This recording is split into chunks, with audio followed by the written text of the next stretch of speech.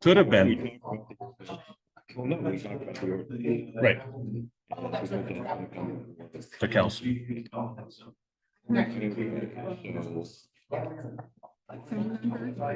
Yes, I did. I did.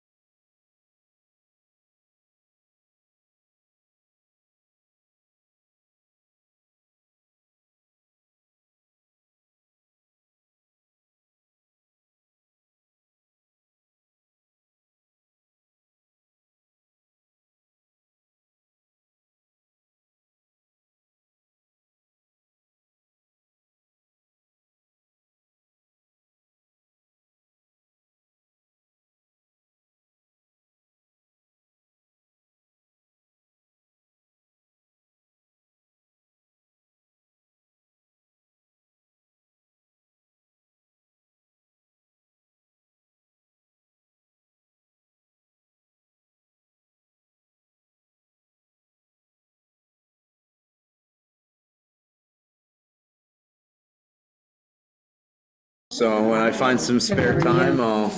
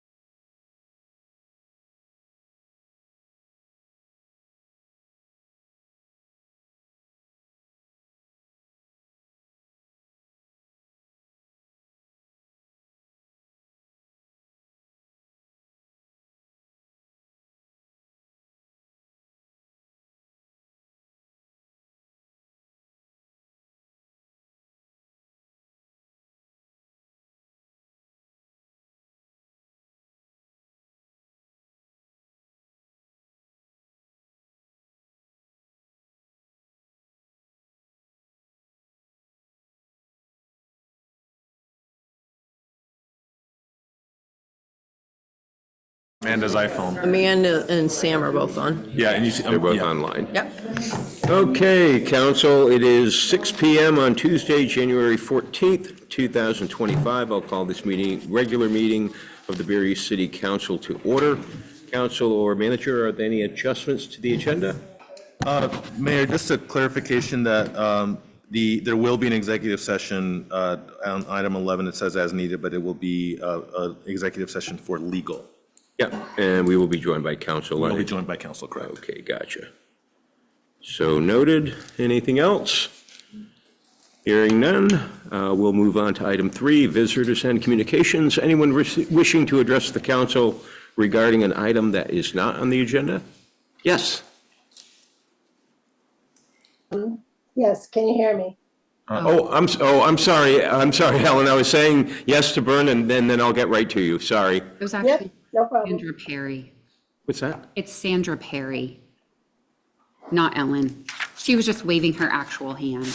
Oh, I see. I'm glad. It's also me as well, but I have my yellow hand up. Yes. Thank you. My name is Bernadette Rose, and I live here in Barre City, and I've done so for quite a long time. I want to tell you that on Thursday night, Brenda Waterhouse, who is the principal of the Barre City Elementary Middle School, is having a wonderful family-oriented program, and she's calling it Crockpot Night. And she and the staff will be providing samples of several crockpot meals, followed by a demo by Principal Waterhouse herself. And there are going to be some door prizes, and she told me one is a regular ready-to-plug-in crock pot dinner, and that's at 5:30 to 7 o'clock. It's family-friendly, and the community is welcome to attend. And I'm sorry, that's where, Bern? At the elementary school. At the elementary Our Barre school? City School. In the cafeteria or in the, It's in the cafeteria. fantastic. So, yeah, it sounds like fun, and I've really appreciated that every month she's been having some kind of a family fun event. Barre Town School is doing similar, just, I don't know how those are set up, but Brenda was at our safety meeting last night, and I think comments about that should wait for Nicholas's presentation later. Can you comment on which presentation? On the safety, Well, we actually have a follow-up under item E. right, that's what I mean, Yeah, save that for then. Yeah, you can certainly have the opportunity to comment then. Great, Sure thank thing. you. And I'm sorry, who was it next? Sandra Perry was waving her hand Okay, and had Sandra, unmuted. why don't we go with you, and then Ellen, you'll be next. Oh, we have to unmute you. Yeah, she should be able to. There, can you hear me? Yep, you're set. Okay. Yes, I'm here at home because my husband and I are both recovering from COVID, so there's no sense spreading that around. But we felt it's important to address the council another time about our whole stop sign request that we made for Prospect Berlin Street intersection. I just let you know that I know there's a presentation by VHB later in the agenda, and I'll be listening for that as well. I did have a good 40-minute conversation with them after our last meeting that I was there for. And I just have some additional stuff that I'd like to present to the council at this time, and then I'll listen to the presentation too. So since the last meeting that I was there for, I'm just going to read what I've written just for time's sake. And then if anyone has any questions about what I've said, I certainly will take them. But regarding what actually brought us to the city council for the Prospect Berlin Street and Westwood Parkway intersection, it is the many crashes that we have witnessed that causes us concern, and that it is not safe to get through that intersection. A stop sign in every direction would make it safer. People would need to slow down and stop before going through an area that seems to be a problem. And the fact remains that the number of crashes we are getting through reports apparently cannot be relied upon. The first report we got was 1 in the last several years. The second report we got from VHB was 4 crashes in 36 months. I requested a listing of the number of accidents at this intersection in the last 3 years from Police Chief Vale. In that report, there was an accident that was listed as non-reportable. I know for a fact this should have been listed as reportable. We do not know if this is one of the 4 included in the VHB's report. Maybe VHB will enlighten us about that.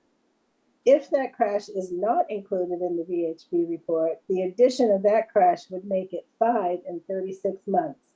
Only 1 shy of the 6 required to warrant an all-way stop sign at this intersection, according to the MUTCD.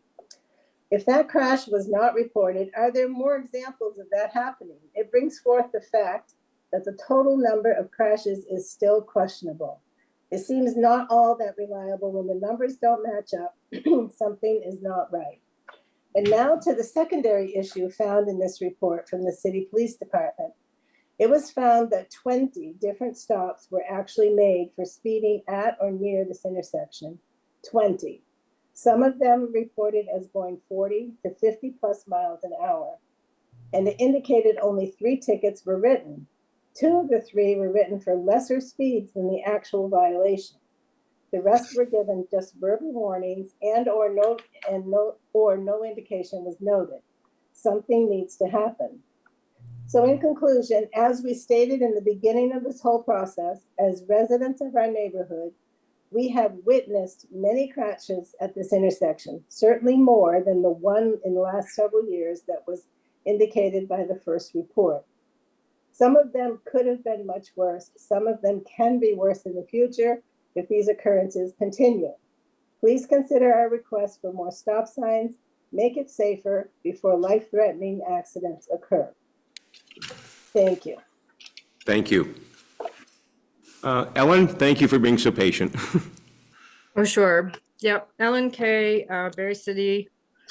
I'm here, and council, I believe you are in receipt of this letter that I'm about to read. I am submitting my resignation from the Barre JEDI, that is Justice, Equity, Diversity, Belonging, Inclusion and Belonging Committee. For the past 4.5 years, it has been my honor to do the work that I believe every municipality should undertake. It was my fervent hope that our work would result in an integration of equity practices into all work of the city through its policies, hiring practices, and procedures. The success of the JEDI committee will be realized when there is no longer a need for this committee, because the awareness of inequity and the vigilant work of inclusion will have permeated all of the work of our city.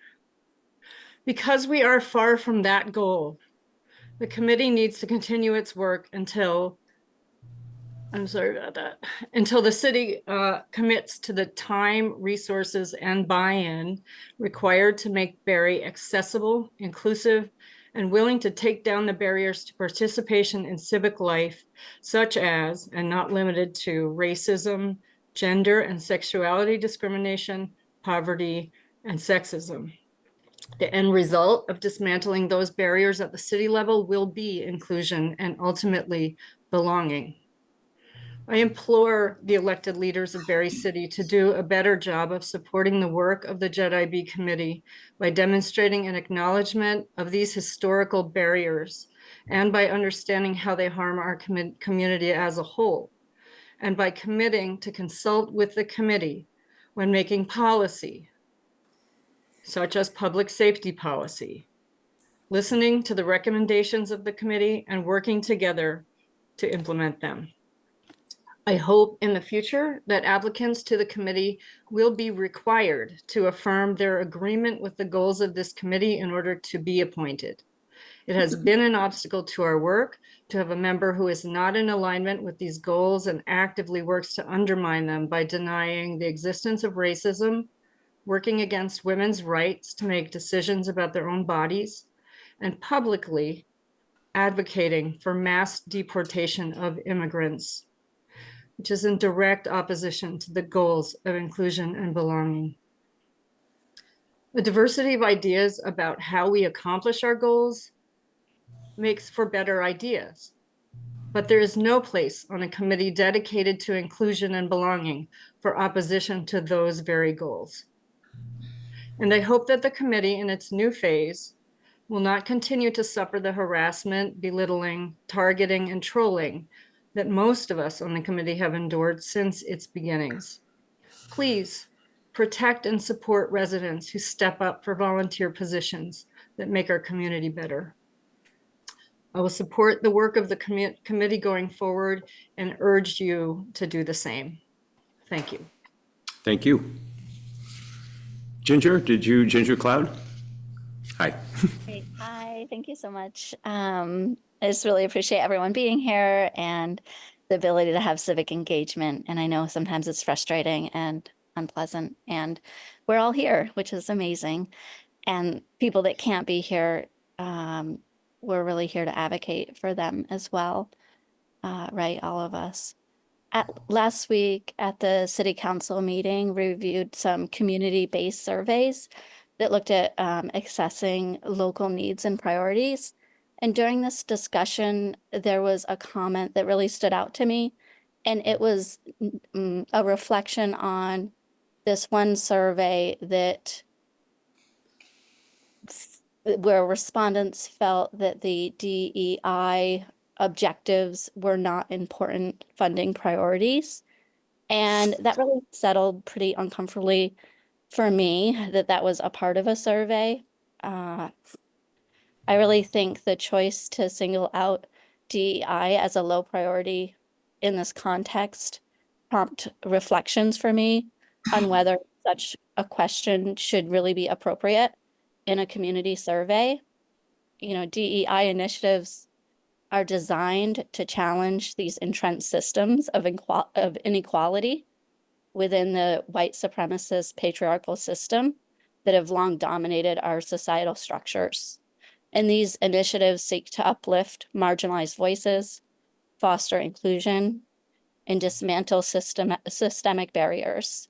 So given these missions, I really question if these types of questions should be included in our community survey, because it's really hard to imagine that a majority of our voters or residents might want to advocate for those that they might not feel invested in lifting up.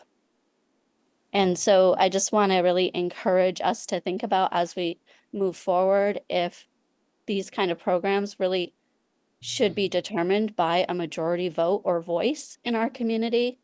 By the nature, these programs really strive to create spaces where all people are valued and seen and empowered. Yet if they're subject to majority approval in a culture shaped by systemic inequalities, we really risk perpetrating harm and silencing the voices of our most vulnerable community members. So I really hope that as we think about these community surveys, we can really look at whose comfort are we prioritizing in framing the survey questions, and who might be excluded or harmed by the questions we ask. Thank you so much for your time. Thank you. Okay, seeing no one else under Visitors and Communication Council, we'll move on to item 4, the consent agenda. We are approving the minutes of January 7th, 2025. Do you have any licenses? I didn't see any. No. Okay, there are no licenses to approve. We'll be ratifying Council's 1/7/25 designation of clerk and manager as the authorized representatives for the bond requisition. We'll be accepting the resignation of Councilor, now Representative, Wazazak, effective 11:59 p.m. on 12/31/24. We'll be approving the legal services policy that was in your packet and has been in your packet. And do you have any contracts, sir? I do not. And there are no contracts for the manager to execute, so a motion would be in order. So moved. Thank you. Second? Second. Moved in. Thank you very much. We're going to give it to Councilor Guston. Sorry, Sport. All those in favor of the motion as presented, please signify by saying aye. Aye. And those opposed, thank you very much. That was unanimous, so I don't need the roll call. Council, under 4A, will be approving the city warrants of the week of 1/8/25. Motion would be in order. So moved. Second. You were late on that one, Councilor. We'll give it to Councilor Shondell. All those in favor of the motion as presented, please signify by saying aye. Aye. Opposed? Thank you very much. Motion carries unanimously. And I'm sorry, Council, I should have mentioned did you abstain? Yes. Thank you very much. I'm Thank you. sorry. Council, I should have mentioned at the beginning of the meeting that Councilors Guston and Stockwell are joining us online. I don't see Counselor Stock. I don't see her. She was there. There. Oh, is she? She was 2 Third seconds down ago on the when I left. looked on the. Middle left. Oh, Flower. thank you. I see it. I'm sorry. Okay, there you are. Sorry for the confusion. Yes, thank you. Sorry. No worries. For the record, I'm here. Yes, thank you, Counselor. Noted. Ms. City Clerk and Treasurer, do you have a report for us? Just a Thank you. few words. We have been updating the website with the election information, the Ward 2 caucus information, which is scheduled for Thursday, February 13th.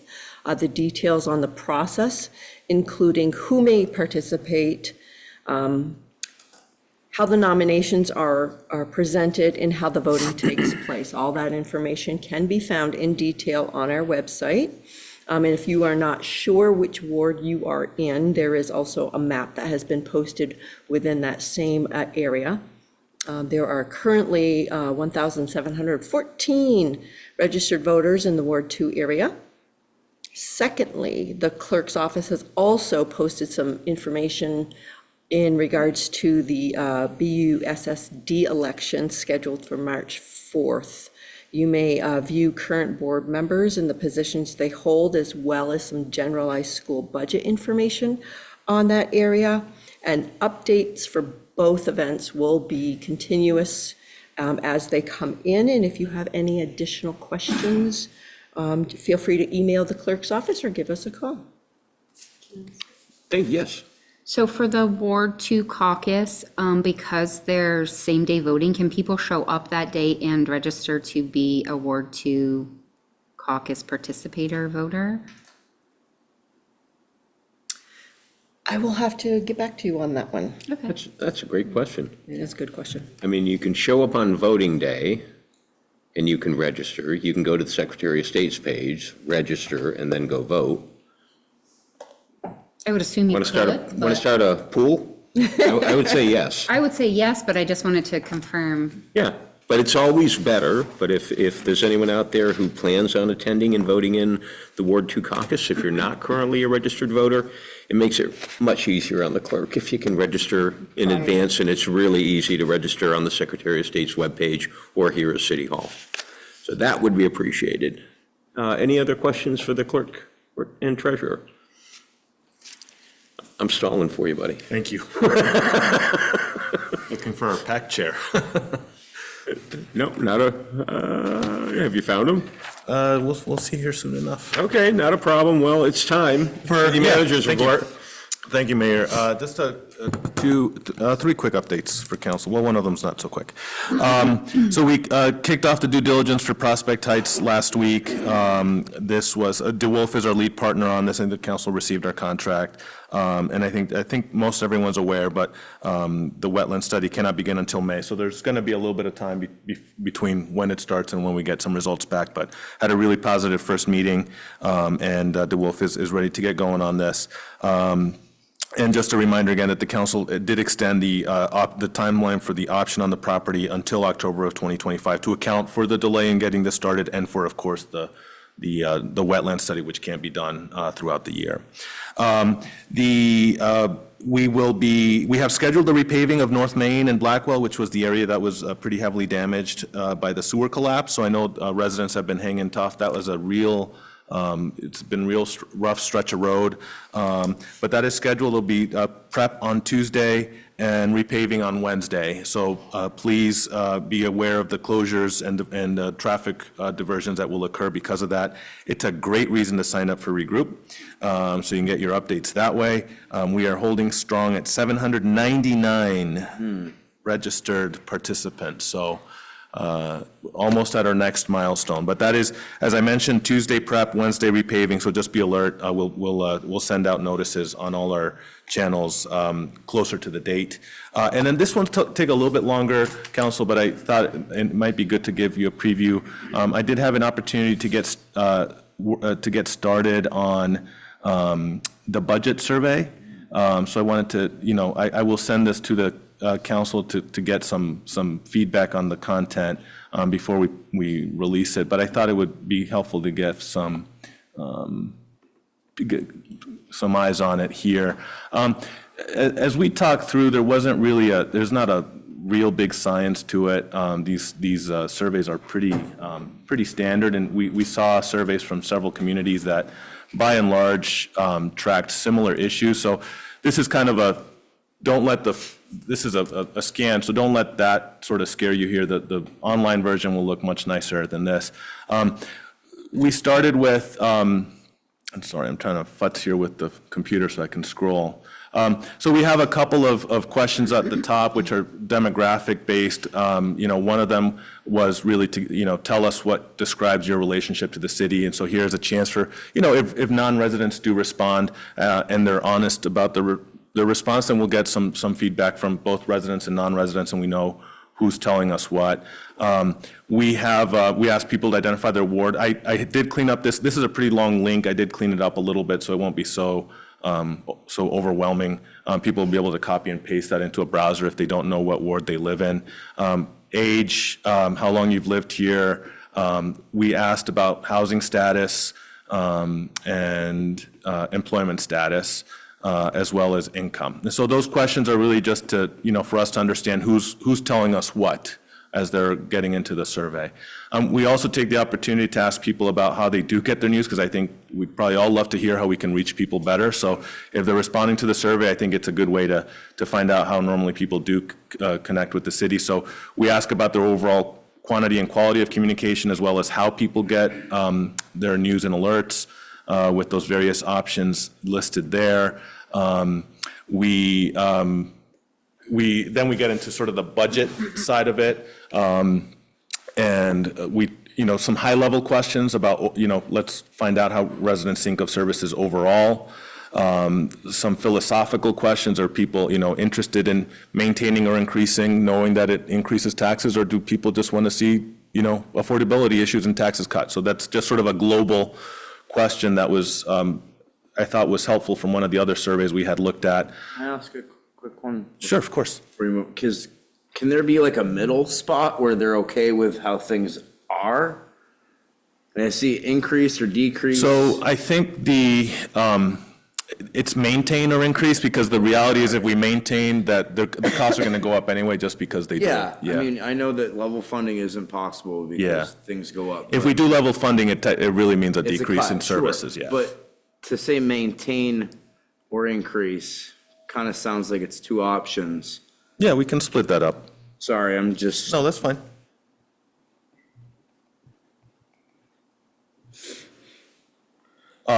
And then, let's see, then there's some just broader questions about services generally, just how residents rate specific service areas of the city. And these are pretty broad categories: needs improvement, good, or excellent. And, we could add, just to, there are questions about the categories here. I mean, one of the reasons I'm trying to keep the choices generally limited is because the data that gets pumped out of this then needs to be sorted. So I think the simpler we can keep it, the easier it'll be to sort of sort data and hopefully still get some meaningful responses. So we split up just the general city services, the big categories of what the city pays for. We asked people about those same services, if there should be an increase, maintaining, or decrease as well. So these categories are the same across both of these questions. This is a question that sort of on the staff level we were interested in. I had alluded to when the council discussed this last week, which is that really a lot of our budget is fixed, right? And so when we do get into the budget conversations, we're really playing around a lot of the margins. So we thought it would be helpful to have a question like this, which asks people to really prioritize the things that we do not really have to pay for, but do choose to pay for. So of those things that are not mandatory, which do people like and prioritize and would not want to see prioritized? And these are hard. I had some people take the quiz in the office just to see how it worked, and they told me it was difficult, and it should be. Like, these shouldn't be easy questions to answer, and people should sort of be struggling with their top three if they're doing this correctly. And then on the flip side, of those same services that are not mandatory, which are the top three that people really don't care much about? And again, those should be tough things to sort of sort out. Talk a little bit about sort of our accumulated capital needs, so a little bit more on the capital side where people want to see the big investments going in. So we have the big categories here, and then level of importance of that people might feel about those categories. And then just a catch-all question here at the bottom, which is if we do look to increase revenue to maintain services, which sources do they most support? And that's property taxes, fees, and fines, or frankly, they don't want any new revenue. So we have one open-ended box at the bottom. I've looked at some of the survey. I think the Montpelier one has some positive things. I also found it a little bit overwhelming with the sort of the level of the questions and the written feedback. So we try to structure it so that the feedback's coming sort of in these form questions, but we gave one box at the end for anyone who has anything they'd like to add to sort of put it all in one place, right? So it's a little bit easier to track. So, this is, in terms of the sort of the guiding questions we discussed, this doesn't have address, but it does try to get at it with that first question. I know, Mayor, you had mentioned something along those lines of identifying or making sure that we're not getting multiple responses. So that there is one way to do that. There is a way in this, in the software we're using to limit the responses to one response per IP address. I have not activated that because I know that there's people who may be responding from a same machine or same home, and so that may limit their ability to do so, but that's something we could also try. We could end up sorting these by IP address if we think that people are gaming it. I hope people don't think they need to game a community budget survey, but I understand that it's a concern, so. Yeah, I wouldn't be crazy about the IP address thing, because if there are folks who want to complete the survey online and they do it, a million of them do it at the library, Exactly. for example. Correct. Or at the high school or wherever. I mean, that's why I'd suggested the address, because it wouldn't be something obviously that we. Yeah. But if there's no practical way to do it, there's no We certainly can, I mean, practical way to do it. we certainly can do the address, I have no problem adding it. We can make it a required field. This information goes into, the city has an account, this is a software we use for other features in the city, for example, the complaint form. Tess used it for the North End survey last year. So the people who have access to this account are myself and Chris, right? And then we hand out access to people who use it with our permission, but we can lock sort of what people are seeing data-wise.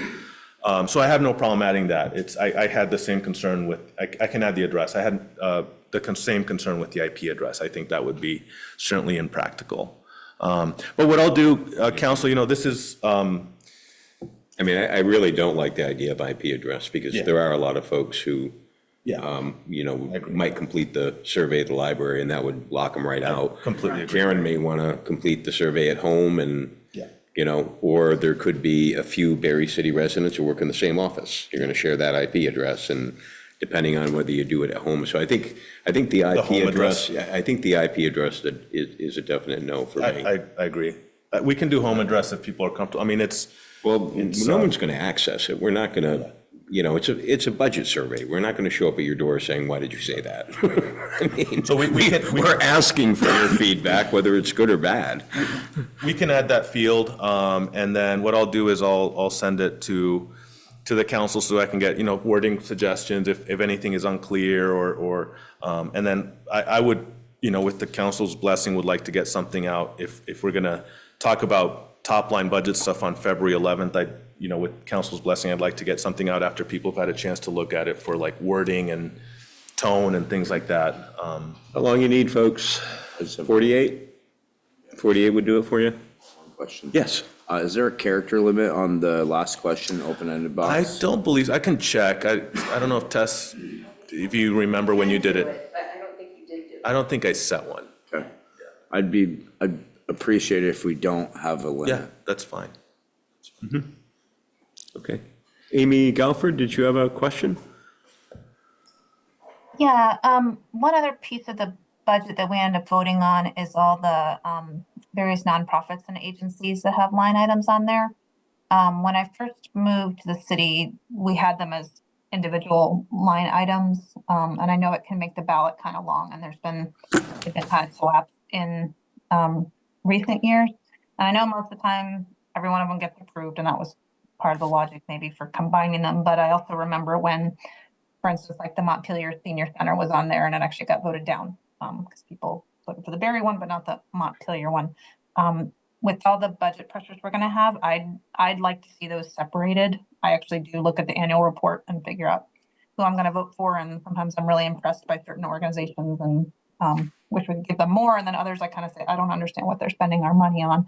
And I also can't tell for some of them. I don't know how many municipalities are kicking into them. So I'm a fan of splitting up those individual line items by making the ballot longer. I don't know if there's any place to address that in the survey, or even just to have a simple question asking people, do you want those split up, or do you just like a yes, no question? So just thought.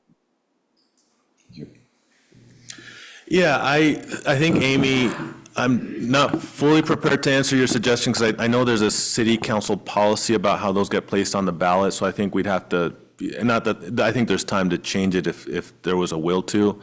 So I don't know if, absent a change to that policy, which, with whether those could be separated out on the ballot, I don't know if there's value in having them separated because they would be presented to the voters as a whole anyway. I do have to check, I know that when I was preparing the survey, there is a sort of a data field limit, so I forget how many there are of the voter approved, but I may have to sacrifice other fields to make it all one survey. So I know that's not a super helpful answer, but that's all I got at the moment. Did you want to respond to that, Mr. Booton?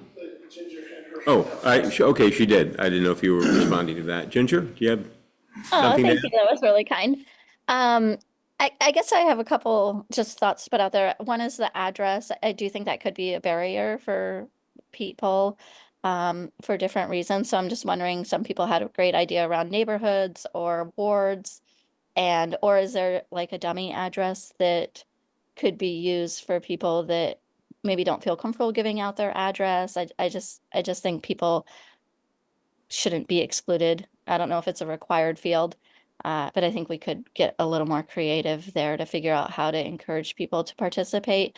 And then I'm also wondering if there's any way we could actually survey some of our more vulnerable populations in this community besides just the library. What kind of outreach maybe could happen through some of our other committees, or just to make sure that we get a rounded perspective on the city and what the needs are of the city. No, great suggestions. Provided anyone could help someone complete the survey. If we didn't use, which we're not going to use, the IP restriction, anywhere, Rainbow Bridge, Turning Point, anywhere there's a computer, we could certainly send them notice that we have this survey and we'd like as many residents or non-resident, we'd like as many people as possible to complete it. Tess?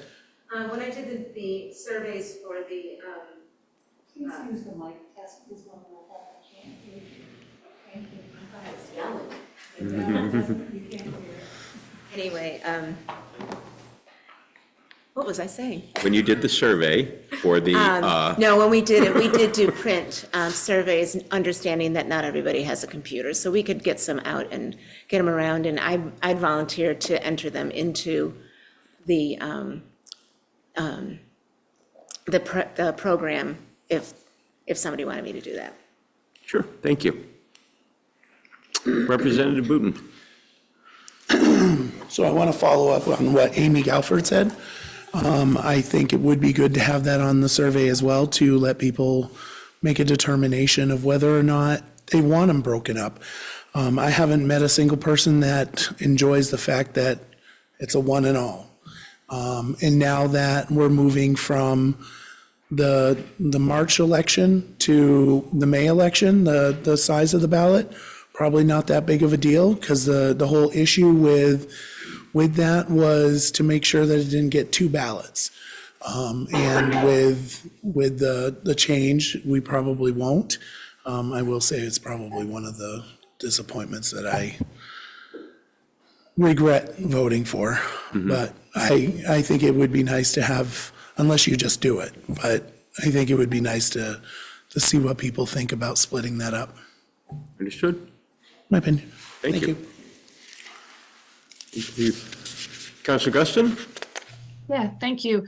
I just want to echo, I think, what Ginger's very astute concerns about people who don't feel comfortable sharing an address. And there could be language in the survey that's something like, if you don't feel comfortable sharing your address or for any reason, use the address of the Aldrich Library or something like that. And it is as follows. I don't think that we are going to have so many people trying to, as you suggested, Mayor, game a community budget survey that that we should absolutely demand you can't fill out the survey unless you share a residential address. I think there are quite a lot of folks whose opinion would be deeply valuable on city issues who may not feel comfortable sharing that. So if there could be some kind of language out in that question, I think that would make it more accessible.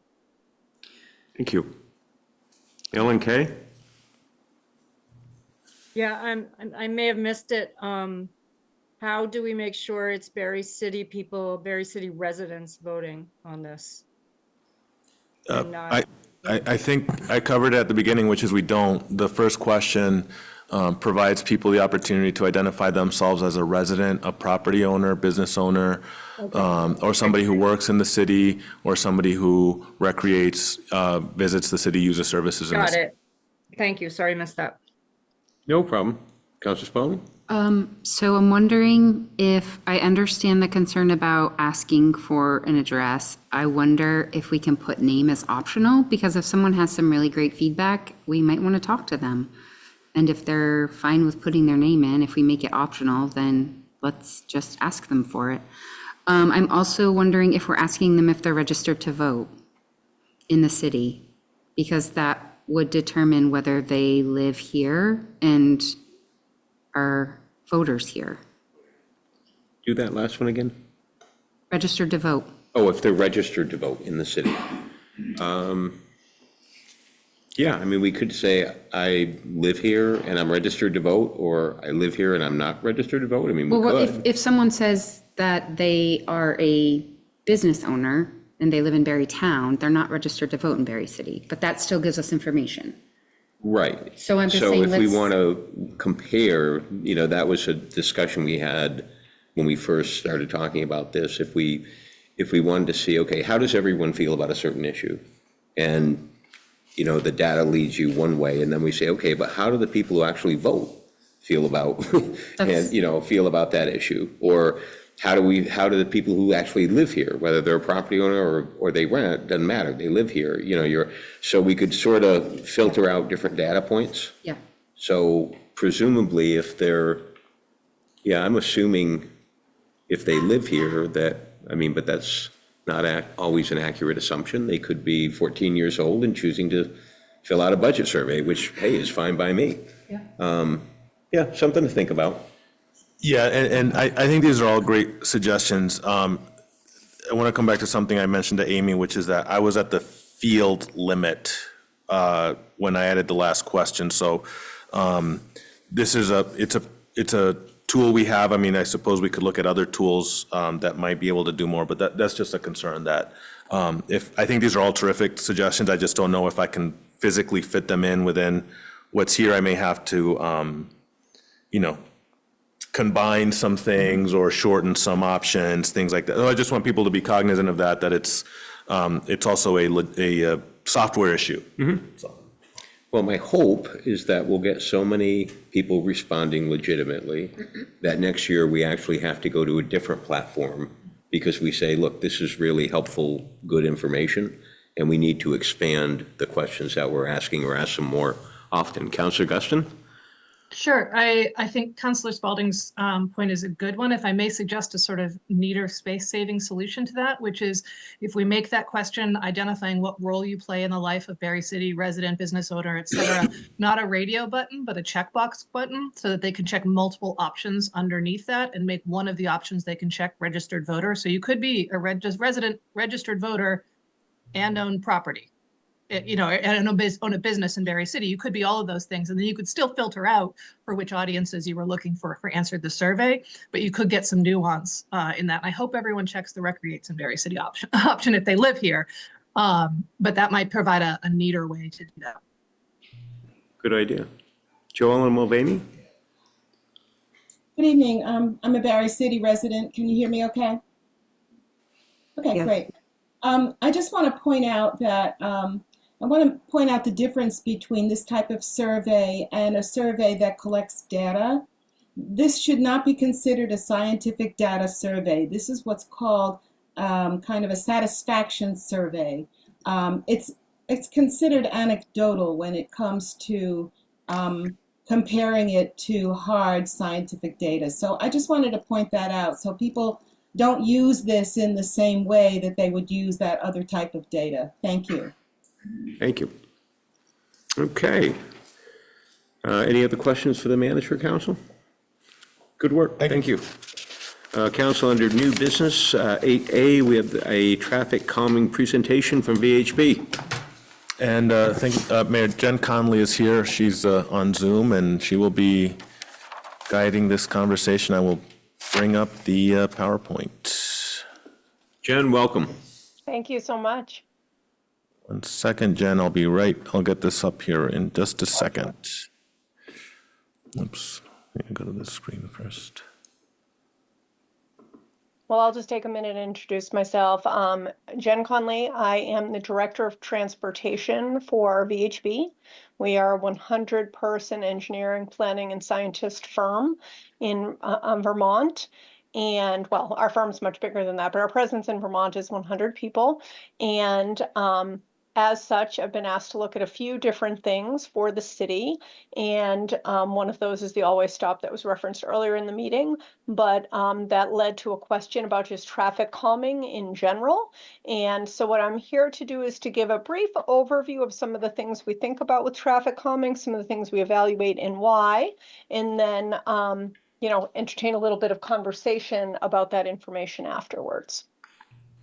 So with that intro, is it okay if I proceed? Please Okay, do. great. So if you go to the next slide, what this slide does is it introduces just the concepts of traffic calming. I don't think it's shocking to anyone, this slide and the next slide both, that really the purpose of traffic calming is to improve safety, enhance quality of life, encourage people to get out to bike and walk, try to reduce cut-through traffic, and of course it has some environmental benefits. And if you move on to the next slide, in most cases, the need is really safety concerns, that is reducing speeding and accidents, and especially in areas with high transition speeds, which I think we do have in one of the specific locations you're asking me to look at now. And it's, mitigating that impact of that fast traffic on bicycles and pedestrians, and also finally to reflect the needs raised by local residents and stakeholders, which I know we also have in this case and has already been shared on this meeting. So you can go on to the next slide. There's a number of toolboxes that are available to me as the practitioner. Some of them are shown here. This is sources of data from FHWA, which really outlines a number of different traffic calming techniques. And on the next page, you will see an e-primer from FHWA, but even what VTrans puts out for a toolbox for us to consider different types of traffic calming.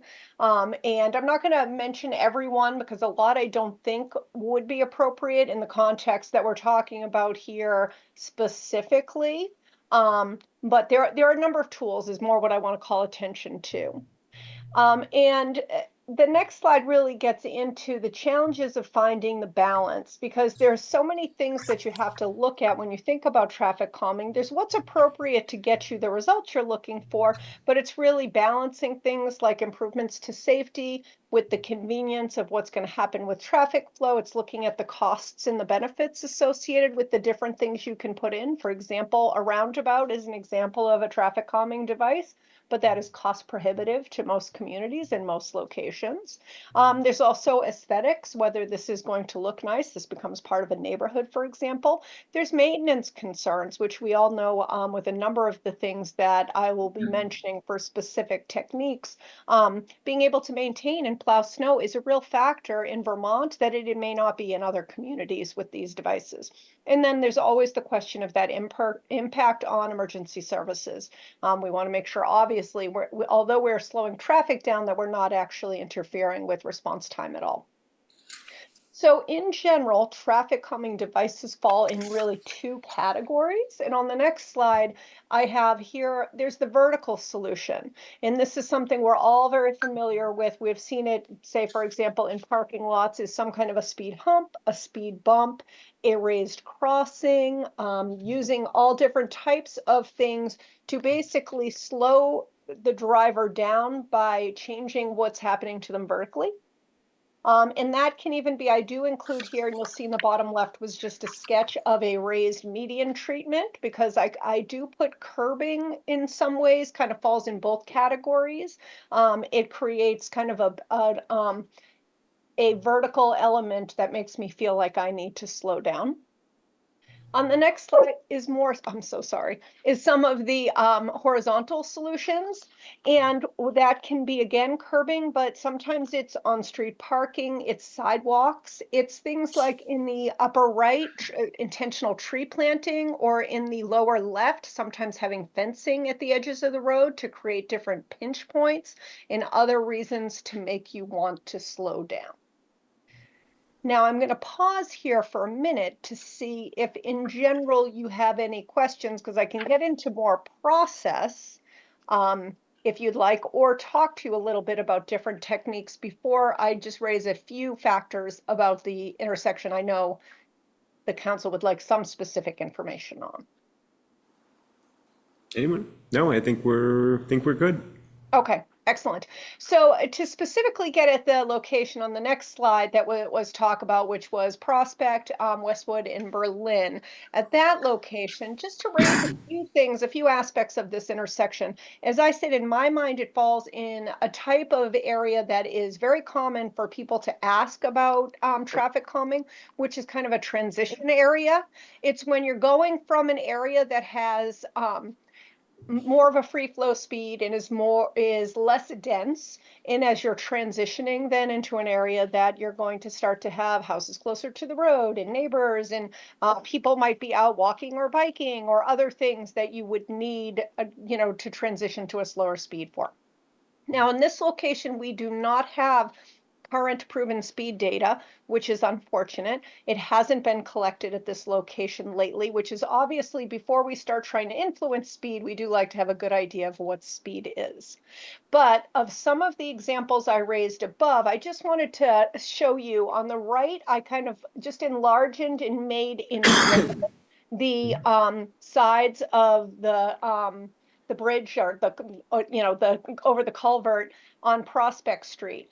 That is already a pretty traffic calmed spot because it does feel a little constrained as you travel there, so acts as a little bit of a traffic calming feature. Whereas on the left side, more what I'm highlighting is the giant curb radius, and it's a little difficult to see, but you can see I did in green show where I would like those lawns to pull out to. So that people can take those turns at very high speeds. And so my guess is that as a result, they're doing things like cutting the corner a little bit in that area. And so you see at this intersection, the geometrics are very different from the left to the right-hand side, because Prospect is a little more constrained to the east versus to the west. And also, especially turning down onto Westwood, you could, I'm sure, come around that corner at quite a rate of speed. But even the same thing on Berlin. And in Berlin is where we have a sight distance constraint due to vegetation. And as a result, if people that are on Prospect cut that corner, you could be coming down Berlin and not see that vehicle taking that turn. Now, we haven't dug in particularly deep to look at all of the different options at this location, but I just kind of wanted to raise some of the items that I mentioned above in context with this intersection, just to kind of start that conversation and to see if the council had any specific questions to ask about at this time. Anyone? No, I think we're good. Okay. Oh, I'm sorry. Someone in the audience did have a question. Byrne Rose? Just a comment, that there's one of those signs that catch your speed and tell you to slow down or what your speed is. That's not working again today. It's frequently not working, or in the afternoon with the sun shining on it, you can't read it. Thank you. Councilor Guston has her hand. Councilor Guston? Thank you. This was a great presentation. I had some conversations with folks who are sort of knowledgeable about transportation policy and traffic calming about this issue in the last week or two. And a lot of what you're talking about lines up with their understanding of this specific intersection. And thank you, Byrne, for mentioning the speed sign, because one of the things that someone had said to me is the speed sign is too far up Prospect Street. It should be closer to when you need to start to force people to slow down, not right at the city limits. I'm curious if you looked at that spot for any kind of narrowing of the road, any of the kind of curb or or other solutions before getting to that intersection? Because as you mentioned, there are some constraints immediately after the intersection. It's much more open and clear before the intersection, which is probably part of what is causing the challenges in that spot. So I'm curious if you looked at anything above the intersection besides increasing the sharpness of that corner to sort of force people to slow down and take that turn. Yeah, the increasing the sharpness of the corners is just what I initially thought when we started to look at this intersection. I was struck by it immediately because the radius are so large, and that is not typically in this type of an environment what you would want.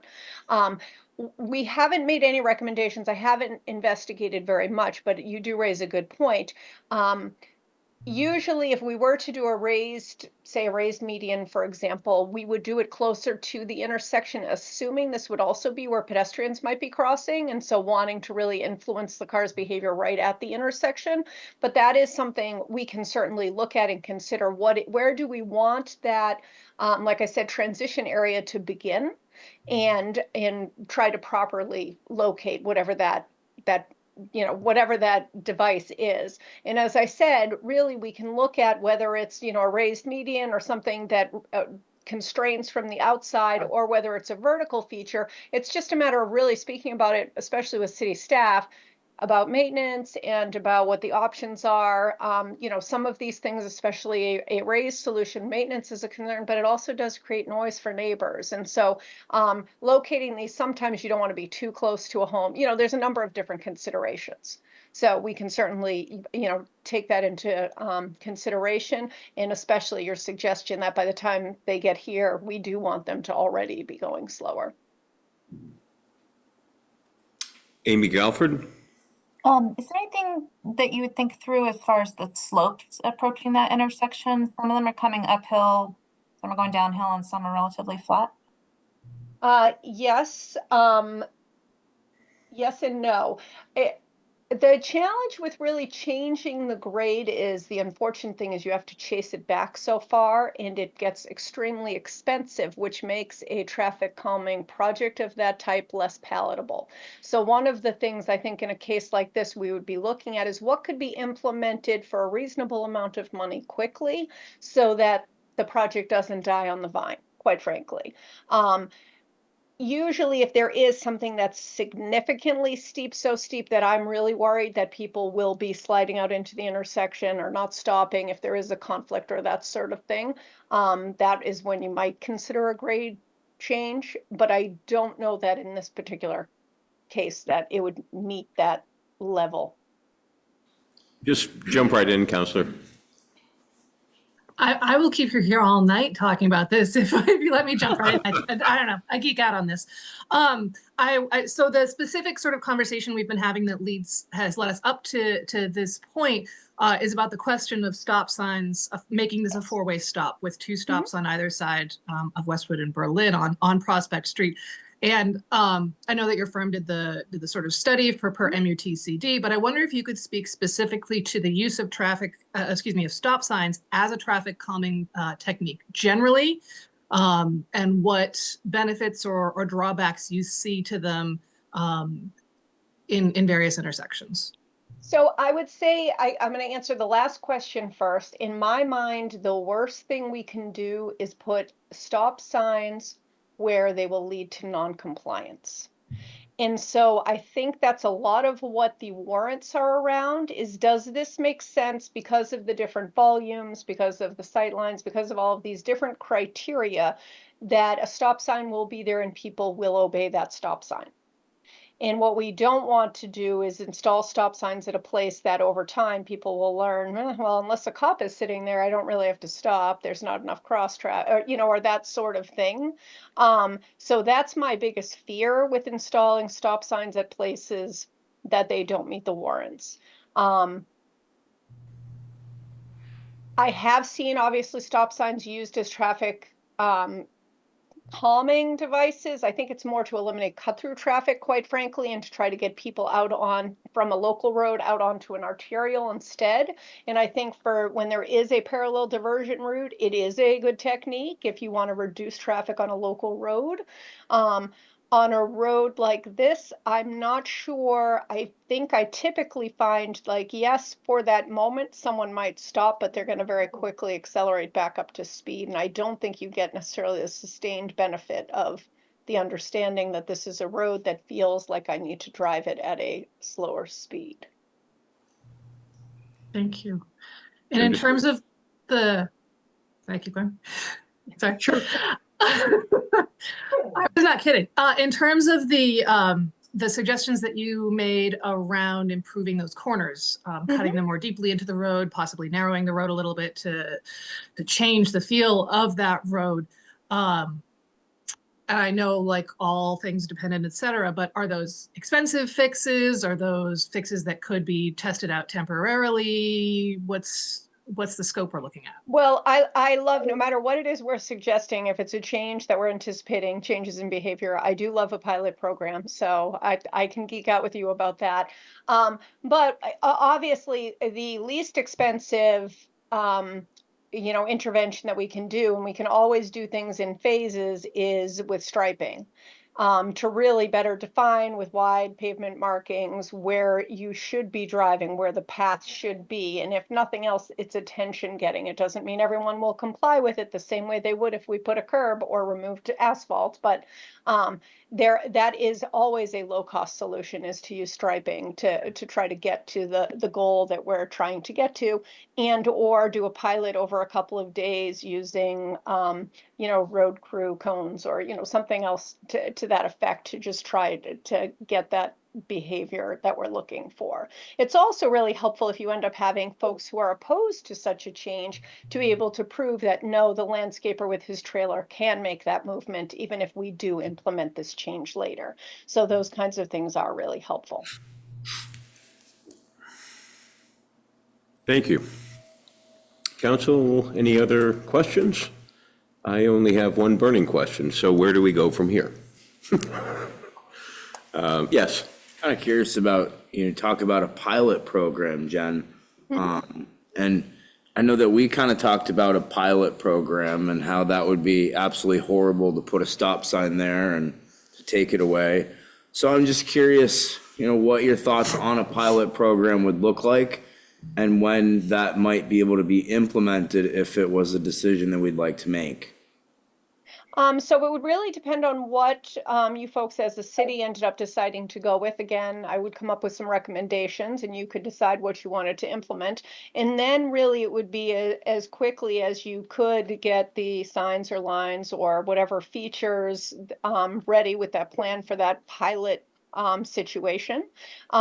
One of the things is we would want to do advanced signage with any change. I mean, especially if you are thinking about installing an always stop here or anywhere, you definitely want to warn people on what they drive every day as a through street, that there is a change coming, because otherwise you will end up with an issue with non-compliance, because people kind of process it away because they drive it every day. They might not even notice it in the beginning. So really thinking about that public outreach campaign, if something were going to change, if there were going to be construction in the road, you warn about that.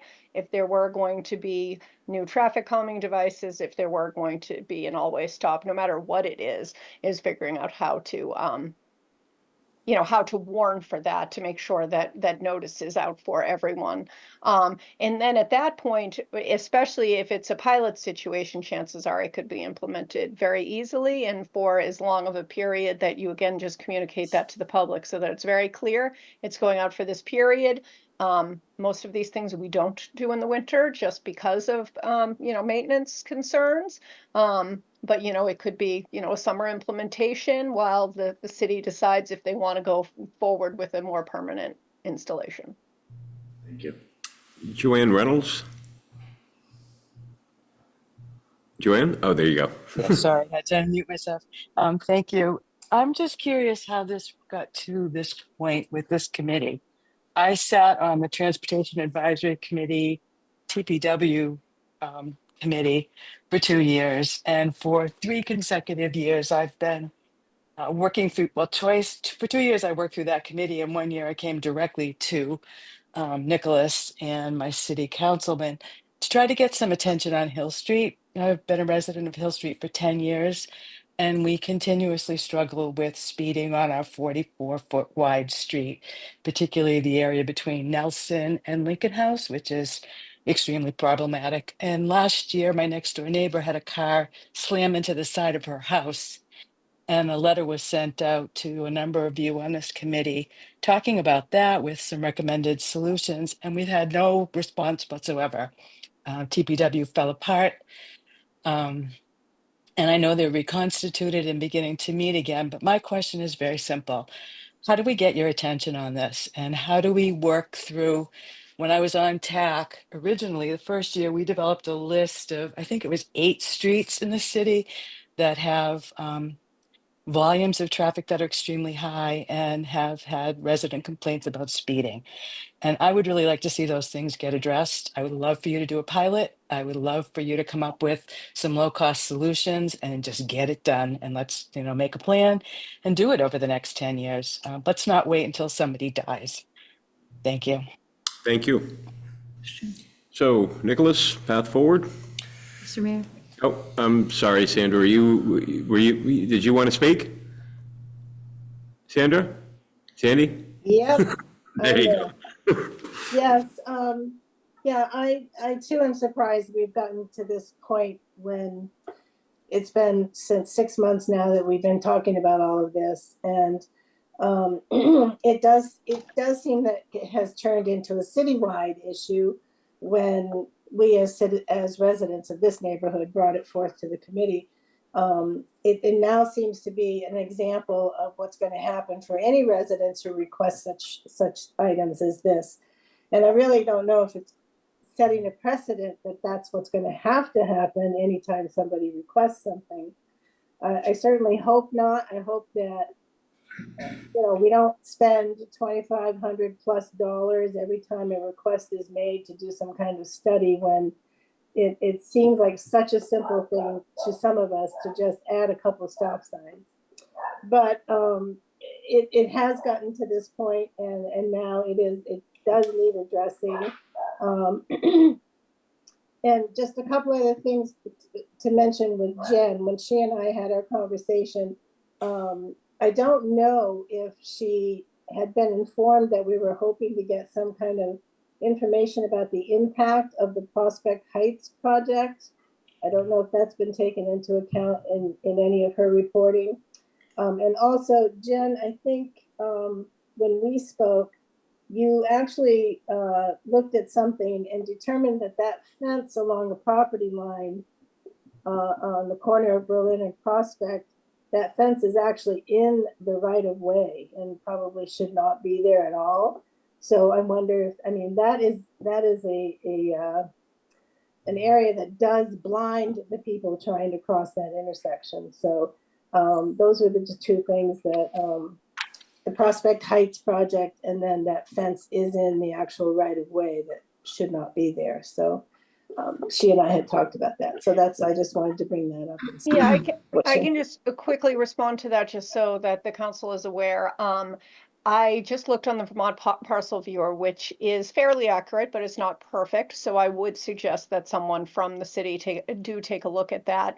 And it's less the fence and more the vegetation that's growing up along the fence that really ends up impeding your sight line in that area. And we do mention vegetation, obviously, in our report when we evaluated the Always Stop. Councilor Guston? There we go. Sorry. I'd just like to follow up on Joanne's point that Hill Street has some bad speeding as well. I've been working with residents in Ward 2 on Merchant Street who have speeding complaints and safety complaints as well in their neighborhood. So this is and has been for some time a citywide challenge around speeding, around safety in streets. And as Joanne had suggested, the Transportation Committee is back online and back and able to start working through citywide recommendations again. So as a suggestion of moving forward, I would love to see VHB's specific recommendations scoped out for this intersection. They've done some initial ones already. Would love to see those scoped out. And I would love to see the transportation committee start to more deeply engage with residents across the city who have similar concerns in their own neighborhood. I'm sort of viewing this as the way we can start this conversation. We're starting with this intersection, but we can start a conversation citywide and start to think about solutions citywide for calming traffic, for slowing traffic, and for making our streets safer. And we can start here, but I would like to see it continue in other neighborhoods where other residents have concerns. Thank you. Councilor Stockwell? We are considering how to look at the citywide problem of speeding, which is a universal complaint. And, you know, I just see people zipping up Berlin Street and they're blowing through that stop sign there, which I think there's a stop sign. It doesn't always work. And the speed limits are not being enforced. And I don't know if they can be enforced, but they need to be enforced. So for the Transportation Committee, Transportation Public Works, I think the first thing that we want, like everyone lives in their part of the city where they look at people speeding and they look at the accidents and they say, how can we change this? But we don't have an overview that says, here's a hot spot, here's a hot spot, here's a hot spot. So there's some data-driven ability to look at what we should tackle first. And again, the expense. Now, how do we look at, okay, we want the city to be a common place across the board. How can we afford that? What can we put together? Thank you. Thank you. Mr. Mayor. Mr. Mayor, Yes, question. of course. So I'm assuming that the presentation that we just received from VHB is specific to the Prospect Street and Westwood Parkway, Berlin Street. Is that correct? I No. mean, yes. That was, well, yes, but from my point, it's a general introduction to traffic calming measures that could be incorporated anywhere with the exception of the couple of things I mentioned on that last slide. Okay, and when we asked the manager and Department of Public Works to contract with VHB to do this, did we ask them for a study about what to do at this particular Yes. intersection? Okay. Then they're So- working on that, yeah. Okay, so we don't have that yet. Correct. I'm just trying to understand where we are in the process. Correct, yeah. So my next question is, assuming after we get that report, we can make some decisions, can we then take those same ideas and apply them to these other places? Or do we have to contract with you and have you look at every single intersection, because every intersection is different, or every street is different, to determine what would be the best calming measures for those particular streets? There would be, like in this case, the turning radius is something specific to this location that I hope you don't have happening at all of your locations.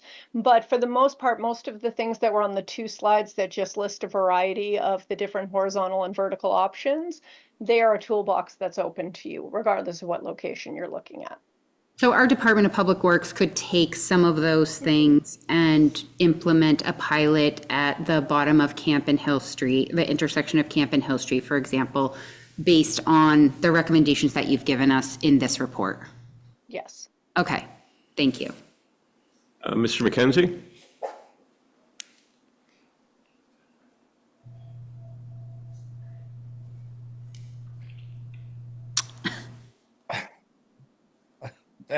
Sorry, I was trying to get the video there, but as chair of the newly reconstituted Transportation and Public Works Committee, I just wanted to say that as people are bringing up issues in different sections of the city, by all means, if you have issues that you would like the Transportation and Public Works Committee to weigh in on or address or study or whatever, by all means, feel free to contact me. The email is on the website.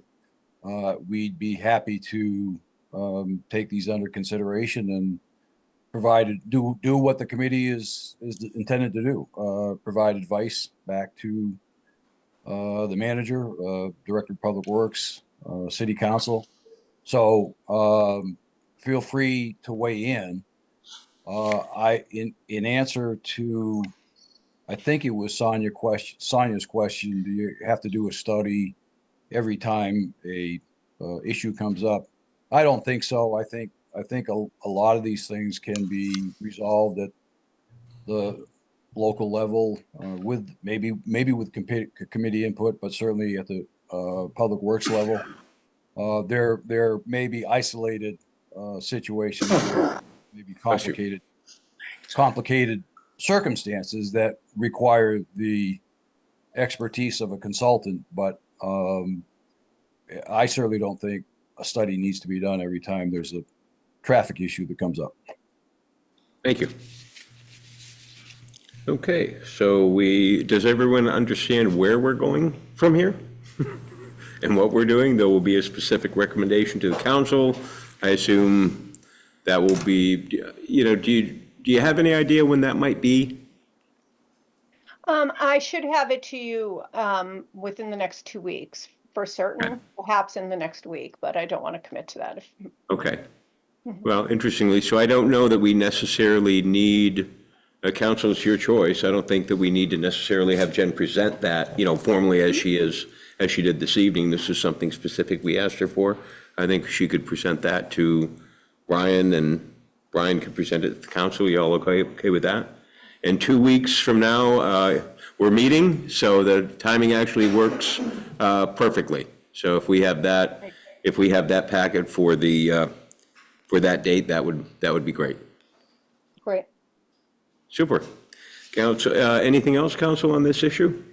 No? Okay, then we will move on to item 8B on the agenda. This is to accept the charge for the Barre City Police Advisory Committee. Mr. Nelson, Chief Vale. Good evening. Chief, you may want to swap out a chair, otherwise you're going to look like Bob's more important than me. So. Yeah, but you may flip over backwards. So. Good evening. Good evening. So we revamped the committee mission, if you will, or charge, maybe, whatever you want to call it.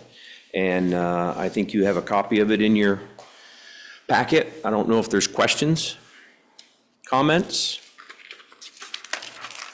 No. The original mission was so old that it said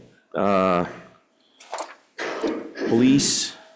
It was the Civilian Advisory Board. That's how old it was. So it was time for us to update it. That was the original.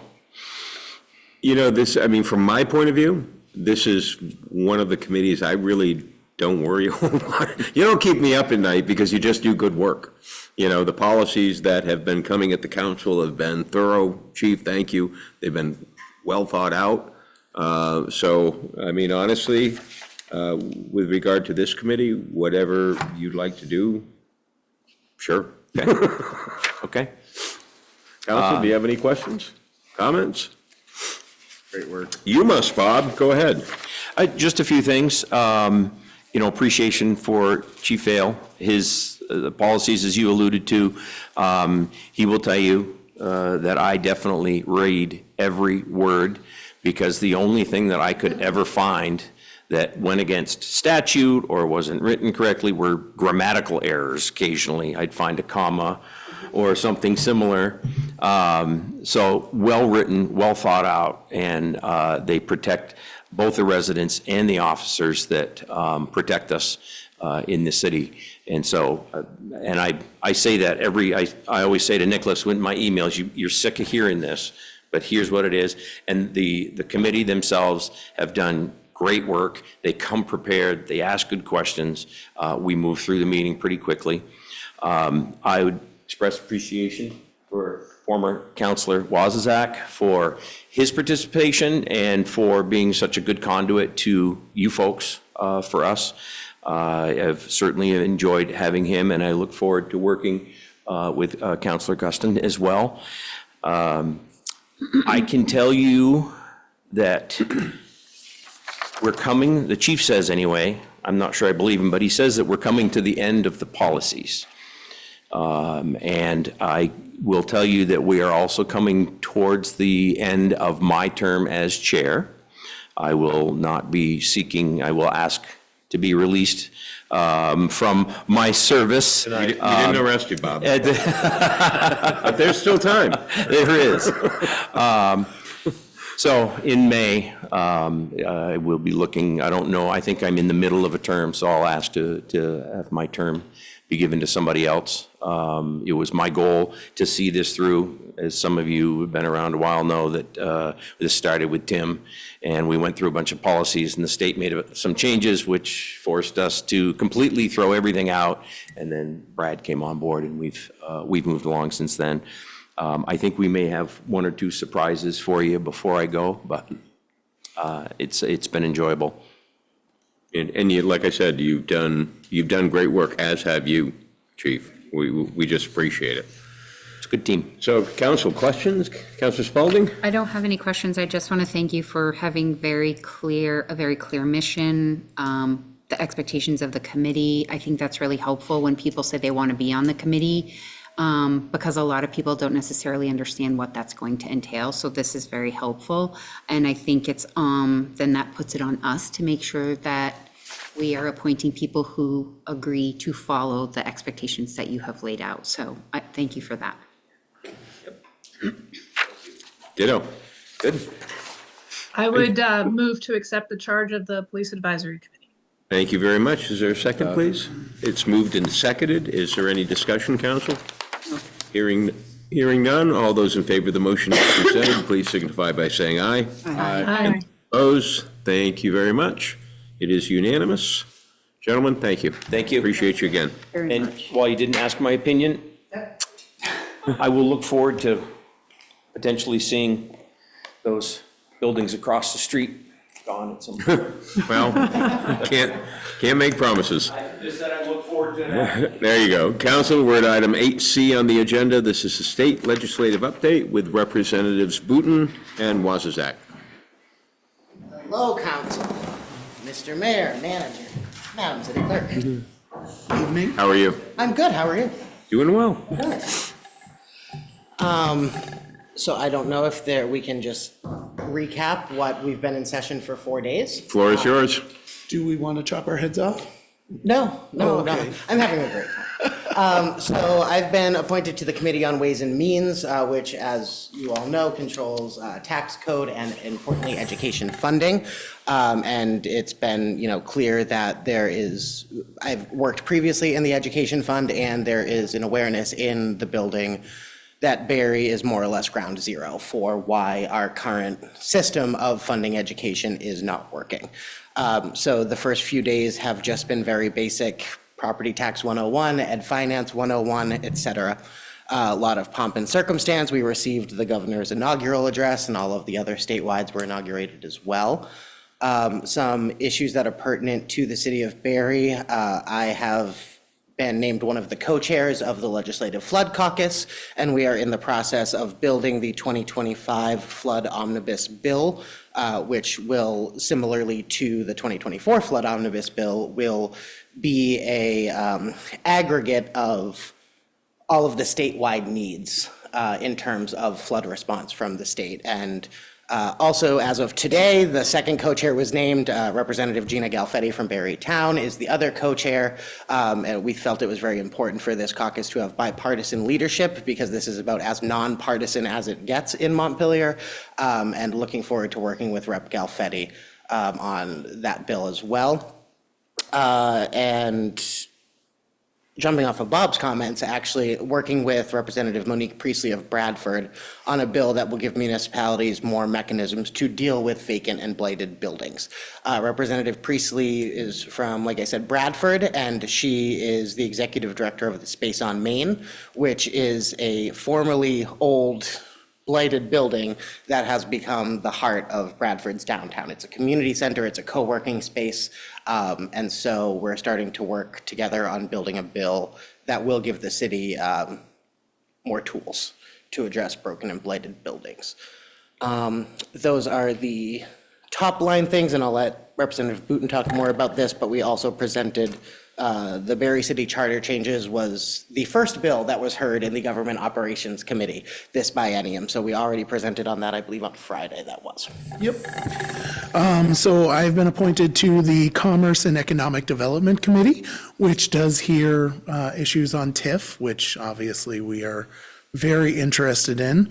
I have submitted the TIF extension bill to be created by Legislative Council. I've also submitted a project-specific TIF bill for Legislative Council to work up.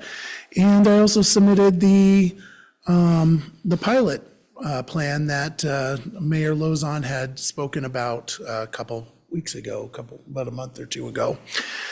Still waiting for that. All of that will come before the Commerce and Economic Development Committee, which is pretty awesome. Like Teddy said, we did testify for the charter changes, and we've been pretty adamant about pushing that forward as quick as possible. They were a little concerned about charter changes not passing during the same legislative time or legislative session, even though they don't ever pass in the same legislative session anyway. So Town meeting day is pushed until May, and the voters approve a charter change. That charter change, when the vote happens in March, in theory, the charter change could be taken up in the months of April and May while the legislature is still in session. And they were concerned that, if we move town meeting day to May and a charter change passes, then that's not able to be heard until the following January.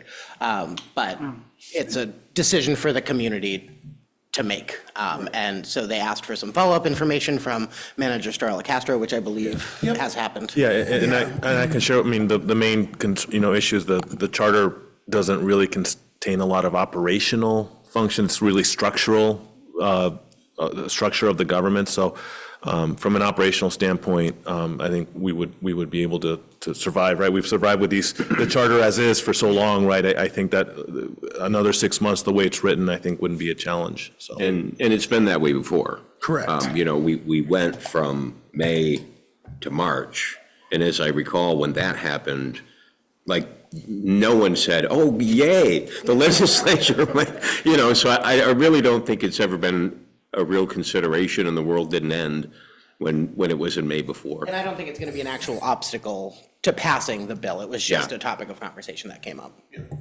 And it was just texting Teddy about the more power to regulate downtown vacant buildings. There was actually a bill that I just signed off on today as well that does give more power to the municipalities to regulate those buildings. And I know that I've been working with Legislative Council on the drug issues. That's tough. It's really tough. I'm hoping to see some legislation from that's really going to address this, because I don't know if I'm going to be able to figure that one out, because it's pretty tough. I mean, going to the what was that? Oh, no, you're good. Oh, okay. That's going to be a tough bill to see go through. Do you have something else? Those were my top line updates. I think too from my committee's perspective, that's where we have the power to really move money around. And I think what we heard last night is reflective of the fact that we need people to feel safe in the community, and we also know we're not going to arrest our way out of this. It's going to take significant investment in substance use treatment. It's going to take significant investment in housing. It's going to take significant investment in expanding our shelter capacity, and that's where I look to make the most amount of difference rather than on the punitive end of the criminal justice system. So I'll say for me, most of the stuff that's been going on is learning. I haven't had the luxury of being down there. So it's learning, getting to know people, and it's been very interesting. I will say something that this council should definitely pay attention to is H4, which is an act relating to standards of care for egg-laying hens. And for those that know,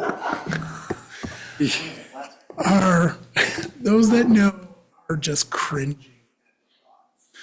I will not be signing on to that bill. Yes. So I had a question, maybe you guys could help out with some trespass law, talking about congregate housing. And I know that Hillary Cole with Barre Housing Authority talked about this last night.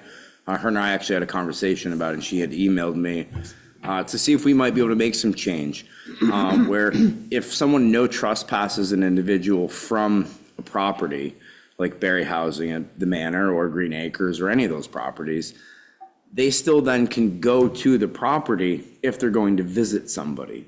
So if they're going there and selling drugs, or maybe they assault somebody, or who knows what, then they're no trespassed from there. But if they're going to visit someone, then they're legally allowed to go there. So just trying to get the wheels spinning. Hillary is, she's really concerned about this, as she should be, because of the situations that are going on. And without having the power to essentially tell these people, look, you can't be here, it's unsafe. Yeah, I don't know constitutionally how that works because they are going to someone's house.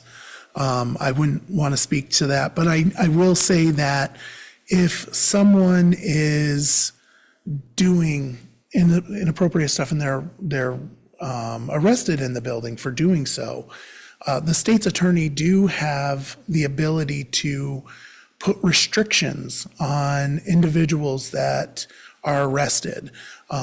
There was legislation to make it so that they have to, instead of may, it was shall, but the state's attorneys really fought back on that and wanted it as may, whereas probably it should be shall put restrictions on, because there should be restrictions on people that sell drugs and poison in our community, including people that are selling poison in our low-income housing next to children. So and I gotta be think really that careful. another layer of complexity, Counselor, is that these are federal programs.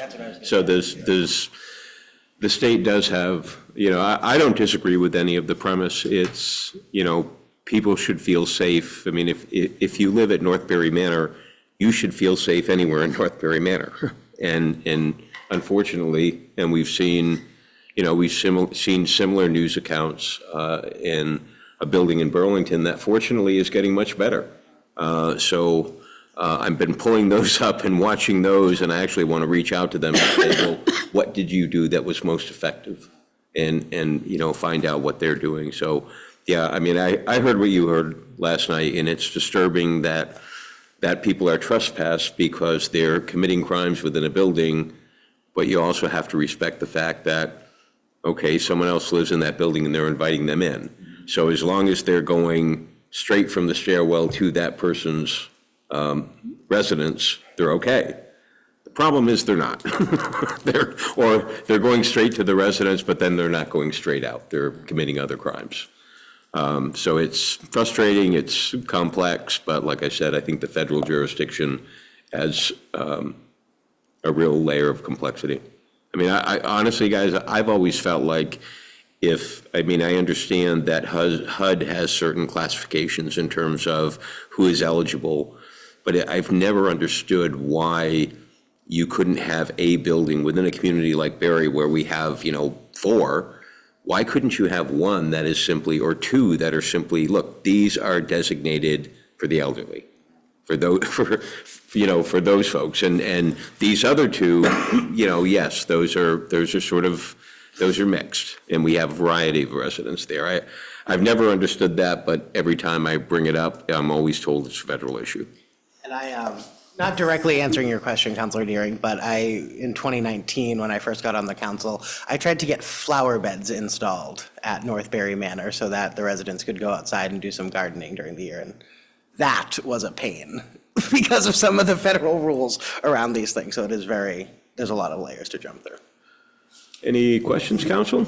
Any questions from anyone, actually? So I just want to state that, you've got 2 representatives that are down here fighting for Barre City. And I'm sure if you have any questions, you can always reach out to us. I had a lot of great conversations about the two of you at the governor's inaugural celebration with other legislators, and I kept telling them, why am I so excited about the city of Barre sending two freshman representatives to the State House? They don't know any better. And it's great. Now, listen, I'm already hearing good things about both of you, about how, every conversation turns back to Barre, and I appreciate that. Obviously, with this $68 million influx in cash, I will be, I am all over that. So, Representative Wozniak, you and I will be talking a lot during the session because I'm following that money trail. And just for sure. the benefit of the public and other folks, this is $68 million that Senator Welch secured in help for the state of Vermont directly for flood response. And while it's both very broad and there are a lot of steps for approval, one of those steps will be final legislative approval for whatever plan is put forward for that $68 million by the end of this legislative session, because we have the money, but we have to get the plans through the feds. And so I met with Doug Farnham today to talk about the timeline for that, the uses of that money. And there are a bunch of very good ideas on how to either use that funding directly for Barre-related projects or use the money to supplant other state funds so that we can work even quicker. In other words, if we were planning to do X thing with state money, but this federal money will help pay for it, let's use this federal money and free up those state dollars because we can get those going much quicker than a federal project too. And this is exactly why it helps to have a flood caucus and to have folks from impacted municipalities working to pull that bill together, because it is truly nonpartisan and there are a lot of really good ideas from all over the state about how to use some of these dollars. Perfect. Good work, gentlemen. I appreciate you. Thank you. All right, thanks. Thank you. Okay, council, we're at item 8D on the agenda. Councilor Guston, would you mind giving us the flood resiliency plan update? I would be very happy to. Thank you. And thank you, Manager, for calling up the presentation this evening. So tonight I'm presenting on 2.4, funding opportunities for community building. That section of the plan reads, Barre City currently lacks a staff position to direct recreation in the city and must rely on its community partners and active citizens to bring together opportunities for recreation and community connection. It should direct funding towards efforts in the form of small targeted grants. Next, thank you. Where did this come from? Why was this included in the flood plan?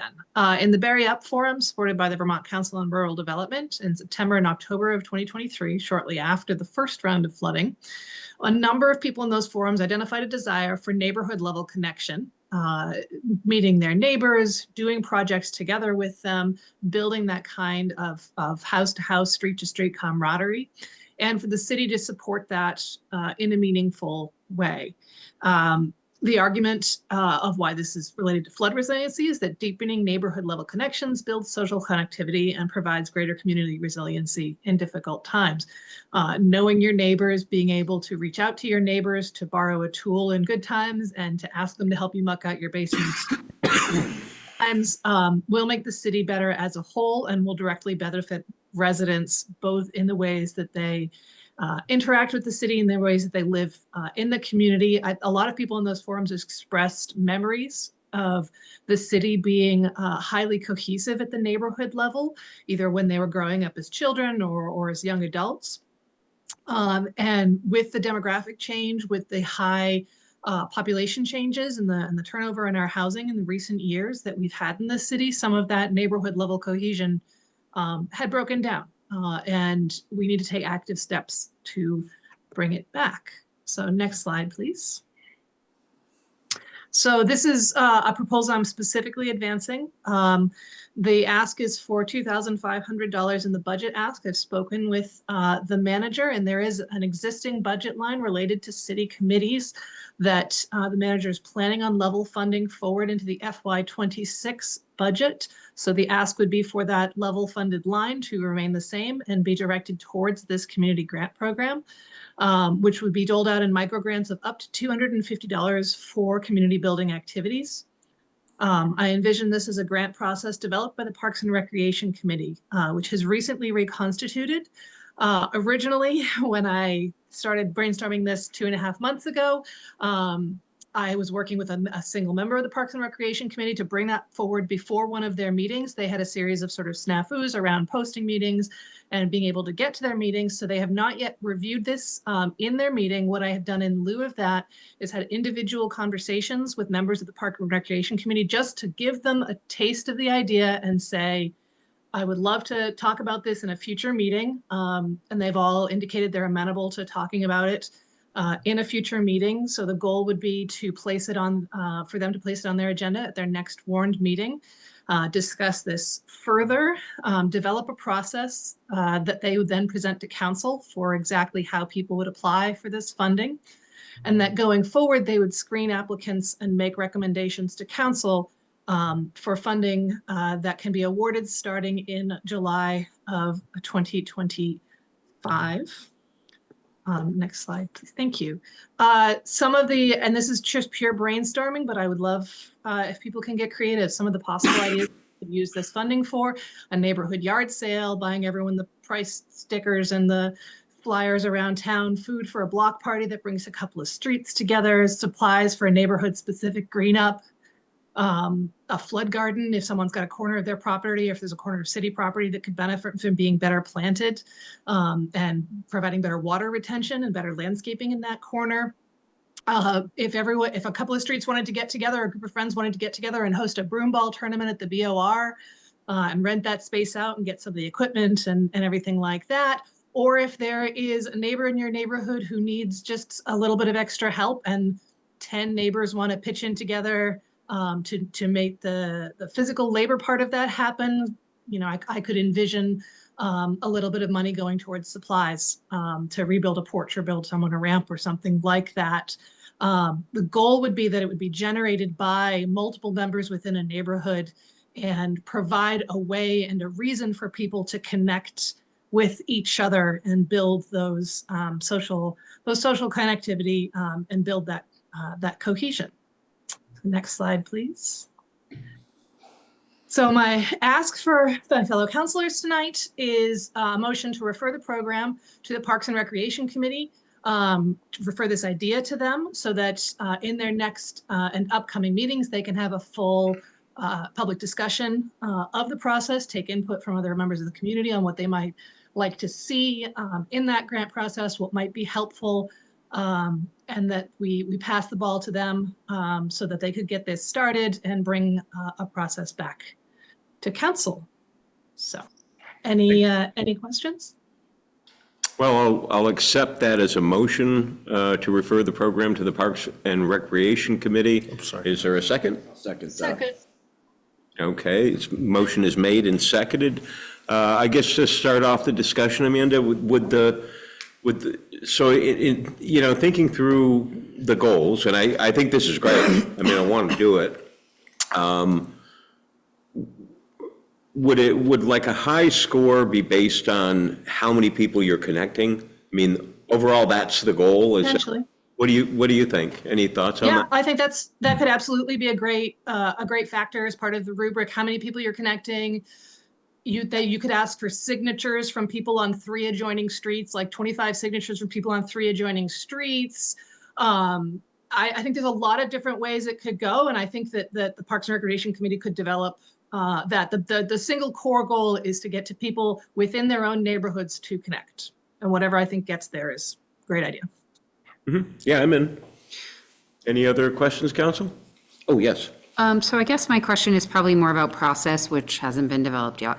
When you think about a total budget of $2,500 and microgrants of up to $250, then you're only talking about 10 grand. It's small. And that's fine, but my curiosity is, you know, is this the sort of thing that it would be like a rolling thing? So, you know, we're going to do, you know, 3 a quarter, 4 in the spring, summer, and you know what I mean? Like how will it, because someone might not have a great idea until, and rather than have, I'm thinking about process, if we just award them all, you know, in January, let's say, and someone has a, you know, grand idea in March, then they have to wait until the next year. So I'm just a curiosity for, I guess, the Parks and Rec to think about how they might spread that out to make sure everyone has access to it. Yeah, I think that would be great for them to consider. Yeah. Thank you. Yeah. And you twist my arm, like if they all get used up in the first month, I'll be back asking to double it next year. And it could even be, you know, 5 in September, 5 in September, 5 in March. Yeah. So if folks were planning, you know, because let's face it, when it's, you know, 10 degrees out, it's harder for people that, you know, to gather larger groups of people. Mr. Anthony, did you have a comment, question?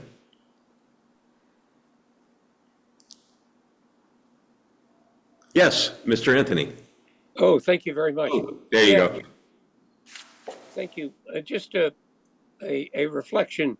Years ago, the city actually staffed each of the neighborhood playgrounds for particular recreation based periods, purposes in the summer, oftentimes with high school folks.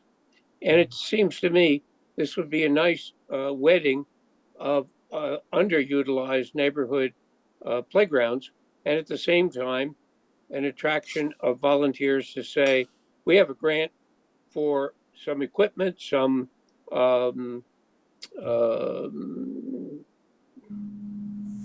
stuff. If you will step forward and organize some kind of recreational activity, I would also remind everybody, I think you know this, that our high schoolers actually have a community service commitment, which they can execute in the summer. So it's a modernized version of what used to happen 30, 40 years ago, whereas the recreation board in the city department actually hired high school folks to run recreation programs all throughout the neighborhood playgrounds. This would revitalize, if you will, the lack of use of the playgrounds, and also provide a sort of gathering point for the very neighborhood cohesion that Councilor Guston referred to. Thanks. Thank you. Any other questions or comments, council? So we have a motion and a second. All those. Amy I'm sorry, Amy. Oh, that's okay. Just a quick thought. I really like the playground idea too. The one in our neighborhood on Vine Street took a hit from the flood. So I love and I know some others did too. So I like the idea of helping those out to keep with the flood theme. Maybe there could be something at those events too, like almost like a requirement of this grant. Not that you're gonna count heads, but like maybe you could help people sign up for regroup and BT alert, like at those sessions, like have somebody who can help people, you know, if people bring their phones with them and maybe they're not aware of those, but have that be an outcome of those events, like have them sign up, maybe have like a 1-page flyer that everybody takes home and can stick with a magnet on their fridge or something of like, these are, you know, phone numbers to call or what to do or where to get flood information, that kind of thing. So just thought. Thank you. Okay, council, motion is made and seconded. All those in favor of the motion as presented, please signify by saying aye. Aye. And those opposed, motion carries unanimously. Council will move on to item 8E on the agenda. This is the Public Safety Forum follow-up. And I guess I'll just start by thanking everyone who attended the public forum. I thought it was extremely well attended. Thank you, Nicholas. It was extremely well done. And Chief Vale and Washington County State's Attorney Michelle Donnelly. You know, folks certainly had a lot to say, but if they had questions, folks went away with answers.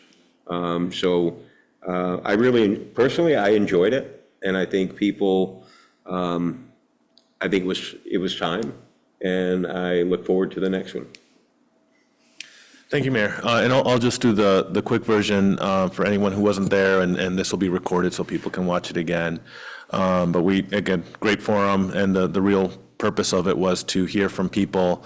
So we did very little speaking at the front end and really let the time be taken up by the residents who showed up. Just for the context, we had talked about this conversation started in the city council this fall, late summer and fall, and because we're experiencing and observing higher levels of criminal activity, as you can see the list here, they're really quality of life complaints. They're not, Barre, I want to keep emphasizing that overall Barre remains a very safe place. These are just nuisance crimes that we're observing.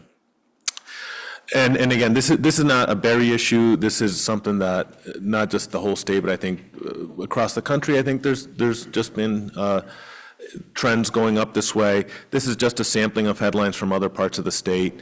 Heinsberg, Burlington, St. Albans, our neighbors in Barrytown and Brattleboro, right? And a lot of communities grappling with this, a lot of communities struggling with the answers and the solutions. And so we're not alone in this. This is not something that is happening just in Barre. This is something our fellow municipalities are facing throughout the state, of all sizes, I would say. The data, I think it's important to know that, people perceived increase in those nuisance crimes, but that's not just a perception, it's really a reality of the data. As you can see here, this is from our police department. The blue bars show the 3-year averages in terms of incidents in all these categories. For example, loitering, vagrancy, and retail theft. You can see the categories there on the bottom. And as you can see, the gold bars show 2024 counts, and everything is up. Just increases across the board, sometimes quite dramatically, for example, loitering and vagrancy and retail theft. We're also seeing a really concerning trend in the data in that we're having, the police department is having much more frequent and repeated contact with the same individuals over and over again.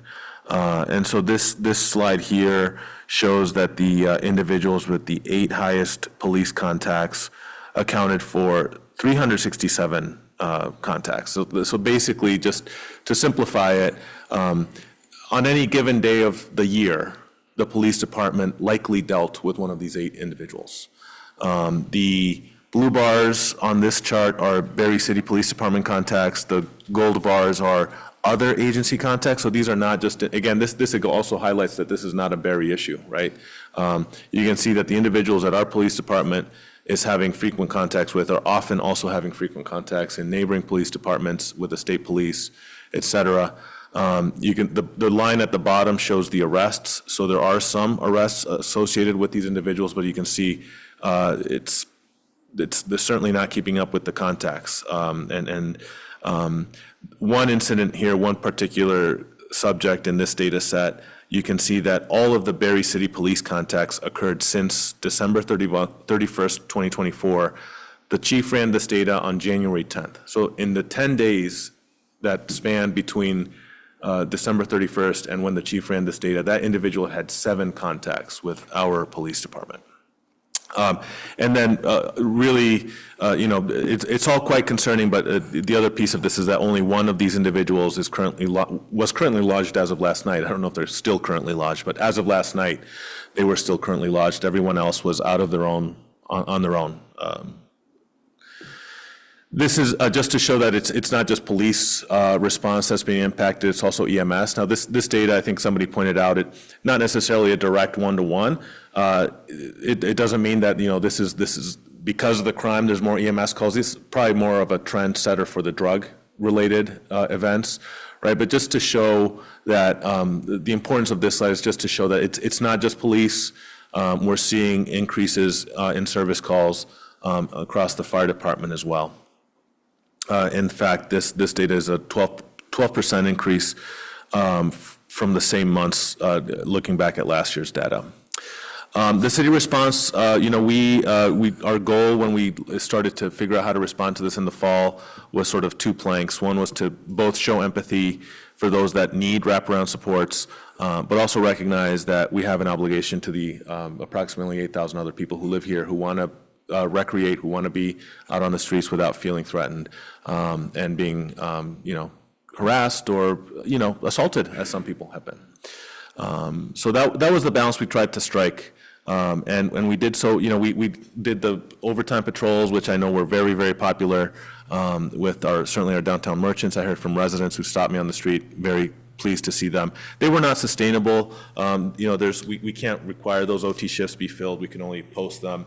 And we were down 5 police officers most of the year. We've had some luck recently with recruitment, but from a staffing perspective, it wasn't really sustainable as well. But when they were going on, they did show some promise, and I think the public did enjoy it. We took some feedback last night about a public conduct ordinance. I won't get too in the details of this, but I think many of you know that Brattleboro late last year passed, their select board passed an acceptable public conduct ordinance. It subsequently was overturned by a representative town meeting. This is something that the chief and I, we look at other communities to see what they're doing because we're not the only ones facing this. And this was something that seemed to be really compelling and interesting to consider for Barre. This may not be the solution for us, but we thought it's something that we've been following very closely. And we wanted to one of the things we wanted to ask people for feedback on, if they chose to, was an ordinance of this nature. Just very, very quickly, this ordinance basically establishes behavioral no trespass zones that are sensitive areas. The example I keep using, just because I think it resonates with people, is one of the things it would do is that it would not permit people to aggressively panhandle within 50 feet of an ATM, right? And that's to balance the constitutional right of the person to panhandle with the constitutional right of the person to feel, safe, secure when they do go get money. And they've been in an enclosed space where someone knows they've got cash in their wallet, and they may feel threatened, rightfully so, if somebody approaches them for money. So that's the example I use because I think it resonates and explains one of the reasons that this ordinance was considered.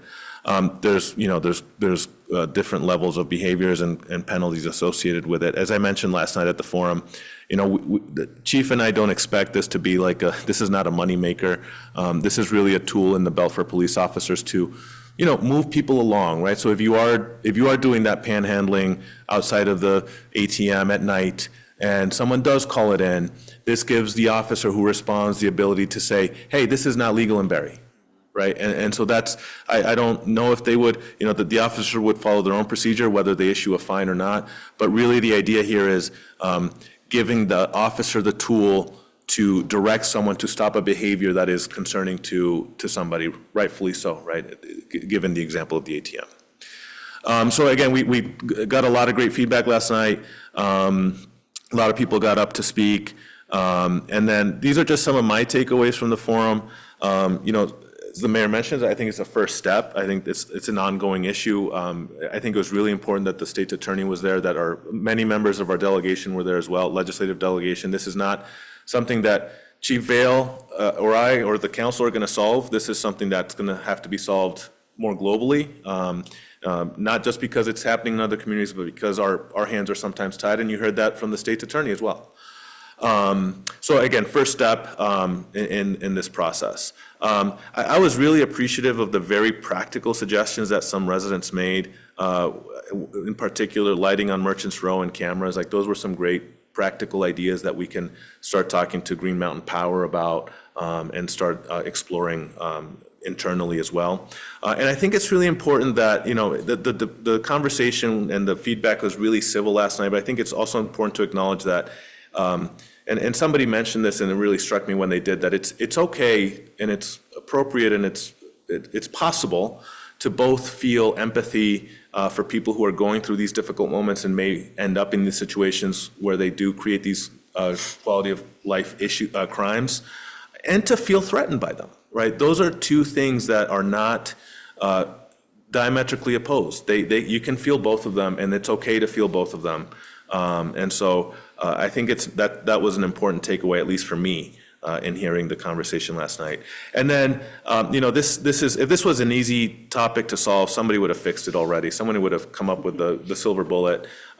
This is a balance of two rights of two people, right? And I think these are the toughest challenges to solve in government, period. Right? So I think I heard last night also that the solution needs to include law enforcement, but it's not just law enforcement. There's a social service and wraparound service component to it too.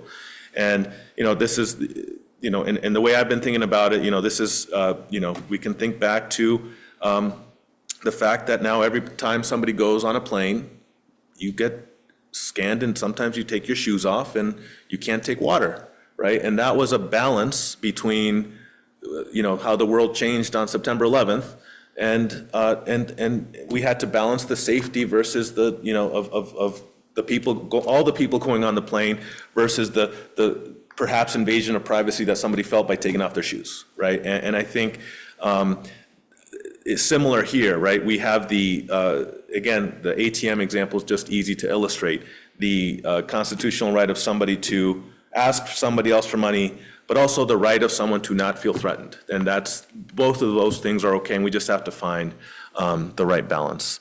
And so next steps, the ordinance is certainly an option. We spent some resources already with the city attorney.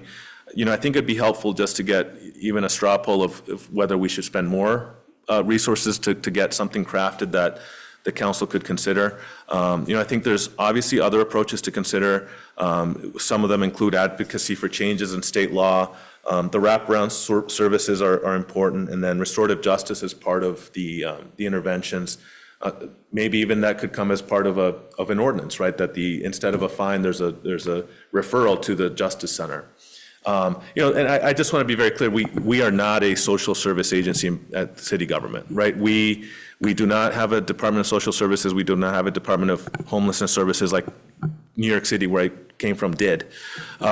So those are not things that we can do as a city. Those are things that would need to happen outside of us. We can certainly be part of those conversations, but I just want to be very clear. I'm not suggesting that we, as the city, provide those wraparound services, because we can't. We don't have that expertise on staff. And then I'm, certainly open to suggestions or feedback from the city council. But again, I thought great evening. Very happy that everyone who turned out. I saw several of you in the audience. Like I said, looking forward to the next steps as we tackle this issue. Council? I was able to attend. I was really glad to see as many people online and in person, and see as many people speak about, what's happening for them or their ideas about an ordinance. I personally am not in support of an ordinance for the simple fact that I feel like all of the research that I've done today, which is not a lot, but some quick searches indicates that ordinances aren't going to change the behavior. And so it feels like a waste of time to me and a waste of money. It feels like I understand, I'm not saying that we need to do something to address this, but I don't think spending money on an ordinance to have a police department who's already strapped now have to enforce an ordinance really seems like not the best use of our time and resources. And I think it sounds like our high flyers, if you will, are maybe causing the biggest problems. And I don't think an ordinance is going to fix that either, high flyers or not, because the thing that kept coming back to me is the people who are aggressively panhandling don't care if they're going to get a $200 fine. They don't care. And what are they going to do? Go out and panhandle to pay their $200 fine? I think we have to recognize that this is a much bigger issue, and as much as we want to solve it, we don't have the magic wand, and we're not going to be able to do it in a really, clean, neat, like wrap it up in a bow way. I think it's going to take long, sustained effort to address substance abuse, to address people who are unhoused, and quite honestly, poverty. That's what we're dealing with here, people who are living in poverty and the trauma associated with living in poverty. So I think if we can address those three things with a magic wand, then I think we'll be all set. But I don't think that this ordinance is necessarily going to fix it. So I'm not in support of necessarily spending more money on it. I echo that. Yeah, the things that I read said a similar thing, that it really isn't the answer. And that's part of why Brattleboro pulled it, is that they found that it wasn't serving the need and the other needs were so great that that's what they had to address. But the point remains, there's no answer, or no easy one and no financially solid one. Personally, I don't like financial fines when you're poor, done poor, and it sucks when you can't afford to pay that. So I understand and I empathize, but I also understand that our police officers have no teeth in order to move people along. So people that are doing these behaviors in places that people should feel safe, they shouldn't be there. So right now we have no way to say, hey, you know what, you can't be here, you got to move along. But this ordinance is a way for us to at least start. And yes, I think that there are some things that could be changed and should be changed and tweaked to be more specific for us. And this is the start of the discussion. But without a way for our police officers to enforce something to allow our citizens to be safe, I mean, that's what we're talking about. We're talking about the safety of the majority of people for a small minority of people that are not really respecting anybody. So we have to kind of balance, like we're talking about, the needs of the majority versus the needs of the minority. And I honestly feel like we need some teeth for our individuals to be able to do something with. I mean, I'd like to see an ordinance. And for those who are getting all riled up, we're not debating this evening. This is a poll of the council to see if they would like to see an ordinance for consideration. I, for one, would. Do I believe that this ordinance is going to solve the problem? Absolutely not. But it might solve it for one or two people. And for those people who feel a little safer, for those people who feel a little more secure, for those people who follow the rules. And there are people who are engaging in panhandling who will gladly follow the rules if there are rules. This is not, I mean, what I'm pursuing in this legislative session, these 8 frequent flyers, I'm coming for you. I want felony charges. At a certain point, when you're burning up those kinds of city resources and you're having, 400 interactions with police officers, when you're the ones, like you just said, Counselor, it's probably 5 individuals. If you speak to our officers and our chief, it's probably 5 individuals who are responsible for 90% of this aggressive panhandling issue. And so I'll absolutely be going after that. But like I said, I mean, personally, I'm not saying I could vote for or against such an ordinance, but I'd like to see one. And I don't think we're talking about an inordinate. I mean, there are other communities who have passed such an ordinance, and it has survived challenges. So I'd like to see one. Councilor Guston, would you like to see one or not see one? I echo a lot of the concerns shared by Councilor Spalding and Councilor Shambell. I personally struggle with this one. I thought a lot of the points made at the Public Safety Forum with concerns about an ordinance were extremely well put. And I also heard, I was grateful to be there. I was grateful for everyone who shared their experiences. And I also heard a lot of people who are feeling scared in their own community. I guess I'm landing on it's tough to really have a real conversation about what this would entail without seeing something. And I would welcome direct feedback. I've only had one person, one constituent from Ward 2 reach out directly to me. Would welcome a lot more direct feedback on this Ward 2 specific. And while I'm not wild about the idea of it for all of the reasons shared tonight, it is also tough to have a real conversation unless we actually see something that's actually proposed instead of sort of theoretical stuff based on other communities. Mm-hmm. So you would like to see the ordinance presented for discussion? Unless I'm hearing you incorrectly. No, I guess so. I'm struggling with this because I think Councilor Spalding makes a good point about spending the money. I really struggle with it, and I also don't want to devote a lot of financial resources to something that still doesn't feel like it will work for Barre City when we get to it, but we also don't know until we get to it. So I'm trying to have it both ways. I guess I want to ask how much it would cost, but I know that there's no good answer to that. So yeah, I guess I would look at one, but still extremely wary. Mm-hmm. I understand. Councillor Stockwell? I would say, first of all, that since people are here and this is a public issue, we should allow people to speak. But my feelings about the proposed ordinance echo Councillor Spalding's. If it's not effective, it doesn't matter that other people have done it.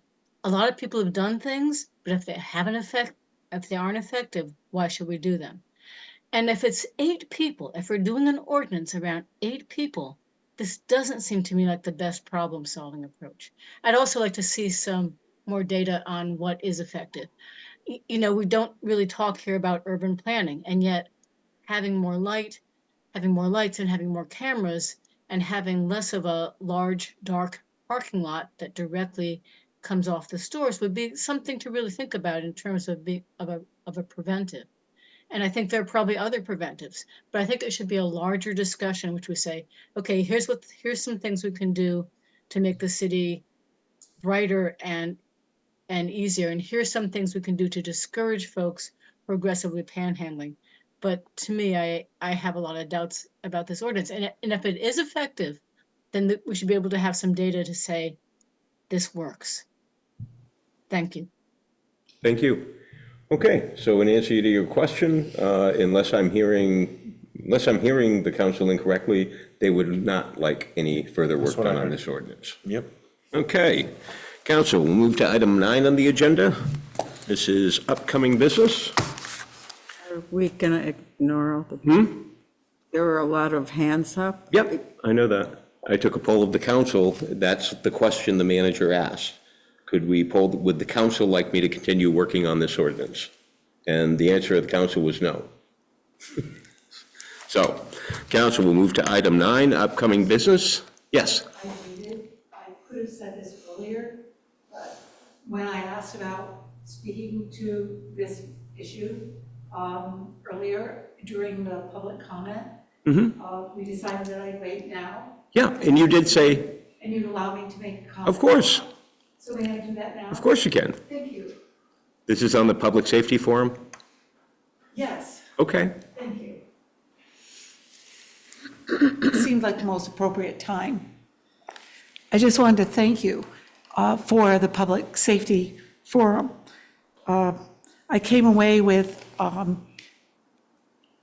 having thought that the panhandling wasn't such a big deal, but I heard some people who were really scared and have had some incidents that were frightening to them.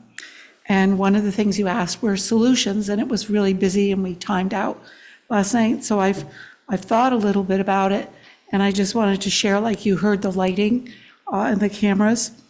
In that ordinance, it also spoke to a few other things, and one of was about having people leave their belongings in different places. And I believe in Montpelier, they have lockers. And so I thought, can we look into having lockers for unhoused people?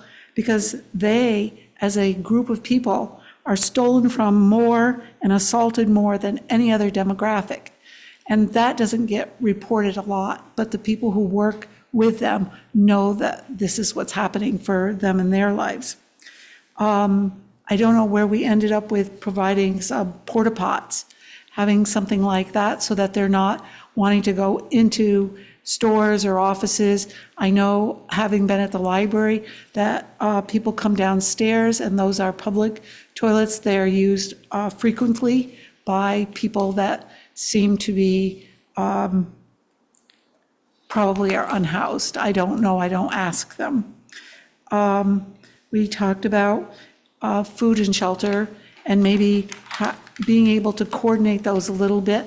I'm not sure where people can get food in the middle of the day if they don't have money for it. Transportation from the buses is seeming to go through some challenges, and I'm not sure, but people have appointments, doctor's appointments, support groups. Somebody asked me for a ride today. I took them up to the hospital for some tests because they told me the funding for them to have Gopher paid for has ended or has met its limit. So I told them to check with the Medicaid. I don't know what that is. So transportation for people is a really big deal, and getting to where they need to be for their support groups and for help.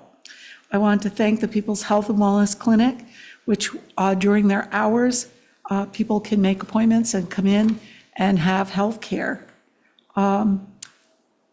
You talked about why we thought, somebody asked about why are there so many offenders living with a Barre City address? And you spoke about that we had lower rents. We used to also have, was it on Keith Avenue? There was the old hotel. I remember going in there to deliver Meals on Wheels 40 years ago.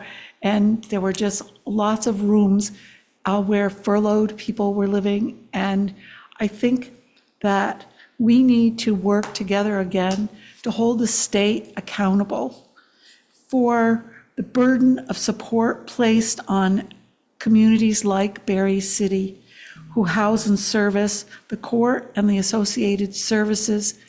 And over the years, when I was on the board at Washington County Mental Health for 8 years, we went to the State House over and over because the funding was annually cut for those services. And when the state decided to change from the state hospital and that type of institutionalized service, they made a promise that they would support communities. And we're not getting that support anymore. It's always chipped at, and they're being very creative. And I'll tell you, one of the creative things is on Wednesday nights, the first, second, and third Wednesdays from January through April, people can go to 23 Summer Street, which is owned by Washington County Mental Health, from 4:30 to 7 o'clock, and they can receive acupuncture from 2 licensed acupuncturists who use their ears. They can get Reiki, they can get relaxation, meditation. You're getting a little off the public safety forum. I'm putting this as being a part of the solutions, or these are creative solutions for how do we address these issues. So sorry if that felt like it was too far out. I wanted to make sure that people know and tell your constituents. It's free, it's open to the public. I go, I bring other people with me. And then the other big thing that we decided, and the Rotary, I think, had started it, is we used to have downtown walking. And we said that when communities have people out walking and being in the community, there's less of the kind of behaviors that we're seeing. And so can we get downtown walking started again? Small walking groups, people can sign up, they can do it informally. Maybe that's something that Rotary or one of our service organizations could round up. So those are some ideas, and I really like the traffic calming, and I can't wait to see the people who go around revving their engines and threatening pedestrians with loud cars and trucks, and making that an unsafe place to be too. So it's a different type of intimidation, and I think it's very physical and very real, and we're seeing too much of that road rage kind of driving as well. So thank you for the time, Mr. Mayor. I appreciated your words in closing last night and the way that you and the city manager really listened to what everybody had to say. And I think it was a good discussion, and we can keep having them. Thank you. Thank you. Jeremy, did you have a comment on the public safety forum follow-up? Yes, thank you. I just wanted to point out that, like, I feel like any discussion around this needs to be centered around the question of what specific behaviors an ordinance like this would ban that are not covered by existing An ordinance, law. like, we're not talking about the ordinance. We're talking about public safety forum follow-up. Yeah, the ordinance is not going to be, the poll of the council was that the ordinance wouldn't be brought forward to the council. Yeah, but that was part of the topic of conversation, was it not? Last night? Yeah. Well, it's moot at this point, because the question that the manager asked was, would you like me to keep working on this ordinance and present it to the council? And the answer was no. Okay, but we're discussing the public safety forum, correct? Yes, the follow-up. And that ordinance was brought up at the public safety forum, was it not? Yes, and it was brought up Okay, again so this it's evening, not and the moot. point is moot because it's not coming before the council. So that public safety ordinance as proposed is completely dead and it won't be brought up in front of the council? Can't, unless the council changes its mind at some point in the future, and then it would be Okay. on the agenda, and then it would be open for discussion. Okay. Well, relevant to that, I do think it's still worth bearing in mind, since it might come up again in the future, that it's worth thinking through what an ordinance like this, if it does get brought up again in the future, what specific behaviors it would prohibit that are not being prohibited already. That's all I wanted to say. That's all I wanted to bring up. I think it was an important point to bring up. You don't want to hear it Understood. for some reason, but that's your prerogative. Thank you. Thank you. Joellen, did you have comments relative to the public safety forum follow-up? Yeah, I'm not sure I was correct about this because I was way in the back, but it appeared to me that the forum itself was somewhat dominated by the commercial community, the business community. They had a lot of concerns about the image of safety on Main Street, which I certainly understand. But I would like us to look more broadly about community safety and not just concentrate on the downtown, but think about community safety in the sense of, the safer streets, for example, and traffic calming and taking care of our most needy residents. So I think someone spoke to it last night, actually. It was the gentleman who identified himself as a former Marine. He talked about a more holistic approach to community safety. And I think that's a really good point, so that no matter when this topic comes up again, because it's not going away, that we provide an opportunity for a broader approach to it. Thank you. Thank you. Okay, council, we are at item 9, upcoming business. Is there anything that yes, Councilor Spaulding. I wonder if we could have a conversation at some point in the future about the process, protocol. I don't think policy might be a little bit pushing it, but something about the resignation and notification of city council members, because that was really messy, and I'm hoping we can clean that up if it happens again. Thank you. So what happens when somebody resigns? Yeah. Okay, we can do that. And you're right. It was embarrassingly messy, vicious. Anything else, council? Okay, roundtable. Councilor Deering, we'll start with you. Pass. Councilor Sean Bell. Councilor Guston. Pass. Councilor Stockwell. Pass, but I would like to know, but for future business, can we have a quarterly update from the police department about what's happening? What are the crime rates? Where are the crimes happening? And could just have that on the council agenda every quarter? Is there some reason that can't happen? No. Thank you. Councilor Spaulding. Nothing, thank you. Just the governor's inaugural. First of all, it was an honor to welcome and introduce the governor and the first lady. But what was incredible about the event, and some of you were there, is how good the auditorium can look when you put a little bit of effort into it. It was, walking in, it didn't even look like the same building.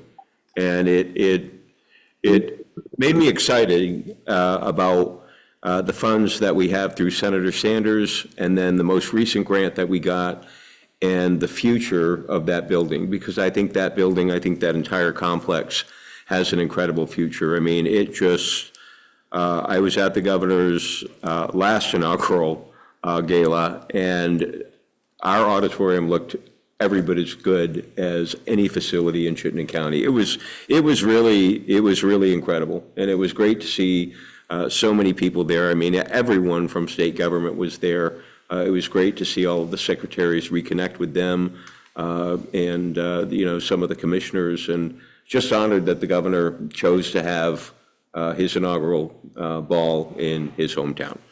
So with that, council, we do have an executive session needed. Would anyone, we'll need a motion for findings, and then we'll need a motion to actually go into executive session. Anything you'd like to offer, Councilor Deering? Second? No, we have would you like to, so I could read you the motion that I would like. So the motion would be to move to find that the premature general knowledge of the confidential attorney-client communications to be made during executive session will place the city council at a substantial disadvantage because it risks public disclosure of confidential legal advice regarding the requirements of Vermont's open meeting law and for responding to an alleged violation of the same. That would be the motion. So that is your motion, Councilor Deering? Yes, sir. Okay, would anyone care to second that motion? Yep. Second, Okay, who do we got? Sam. Oh, okay, thank you. So Mel seconded that. Any discussion, council? Hearing none, all those in favor of the motion, please signify by saying aye. Aye. And those opposed? Thank you very much. The motion is unanimous, so we do not need to roll call.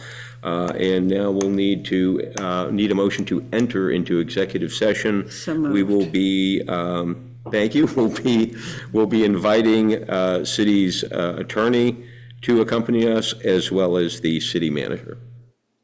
Was that your motion, Councilor? Sure. And your second, Councilor Deering? Thank you very much. All those in favor of the motion as presented, please signify by saying aye. Aye. And those opposed? And folks who are watching, we will be coming out of executive session. I do expect the council to take a vote. I'm hoping maybe 30 minutes, and then we'll be back in open session. But if you hang out, like I said, I anticipate it might be about 30 minutes, but don't hold me to that. Thank you.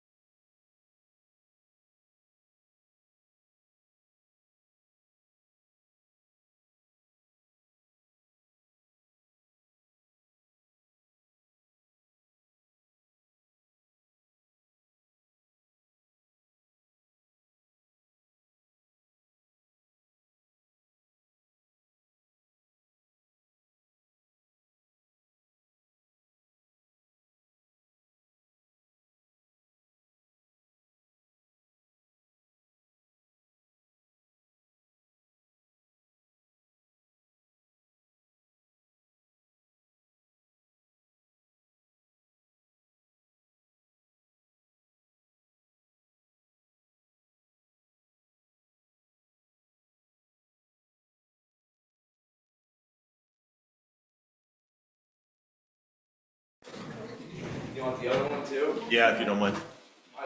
Says your speaker is not working. I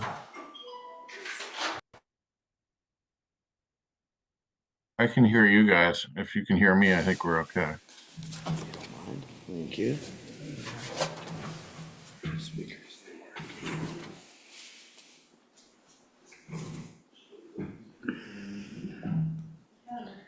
Test, test. Recording in progress. Okay, now we're good. Okay, just checking to make sure. Counselor Stockwell, can you hear us? We good on audio? Thank you. Okay, council, I would entertain a motion to exit executive session. So moved. Second. Moved and seconded. Is there any discussion? Hearing none, all those in favor of the motion as presented, please signify by saying aye. Aye. And those opposed, motion carries unanimously. Council, as you're aware, on, I believe, January 7th, the council received an alleged notice of violation relative to the open meeting law. With us to discuss that is City Attorney. David? Thank you, Mayor. I'm David Rue from SPNF Attorneys, city attorneys for the city of Barre. And as the mayor said, on January 7th, the city received a written allegation of an open meeting law violation, setting forth two alleged violations.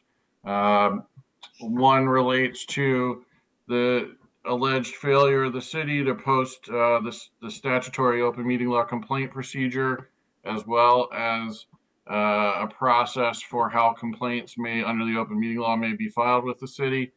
The second was that the December 30th council meeting was not properly noticed because the agenda was titled regular meeting, when regular meetings of the council are only held on Tuesday nights per charter, and the December 30th meeting was on a Monday night, so the agenda should have said it was a special meeting.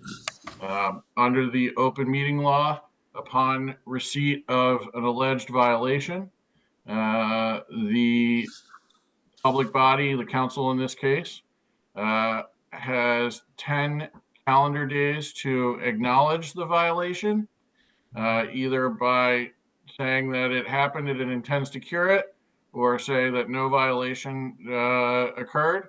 And then within 14 calendar days after acknowledging a violation, the council has to take steps to cure the violation by either ratifying or declaring as void any action taken from a meeting that was not noticed, and by adopting specific measures that actually prevent future violations. Our recommendation to the city is that both allegations are correct, and that there were two violations of the open meeting law. With respect to the first, as far as posting the open meeting law statute, the city did in fact have the text of 1 VSA section 314 posted on its website as required by section 7 of Act 133. But what the city did not have on its website was an explanation for how to file a complaint of the open meeting law. So that's the first violation. And as required by the open meeting law, we recommend the city make a motion to admit that violation, and then adopt the procedure to cure that violation by ensuring that an explanation for filing a complaint under the open meeting law is indeed posted on the website, and to ensure that information about the open meeting law's requirements, including an FAQ from VLCT, is distributed to all new council members, the city manager, and any committee or other chairs that are subject to the open meeting law requirements within the next week or so. That, in our view, if the city passes a motion along those lines, would resolve the first violation allegation.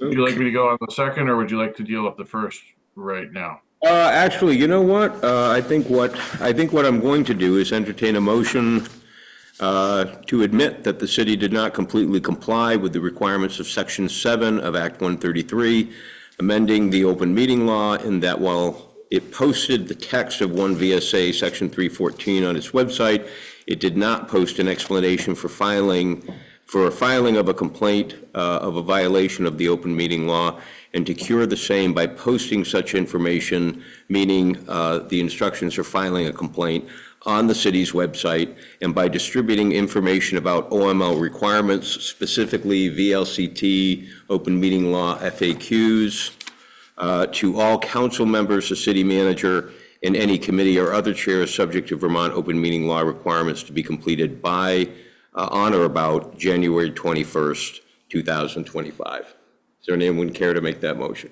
So moved. Made by Councilor Guston, seconded by Councilor Deering.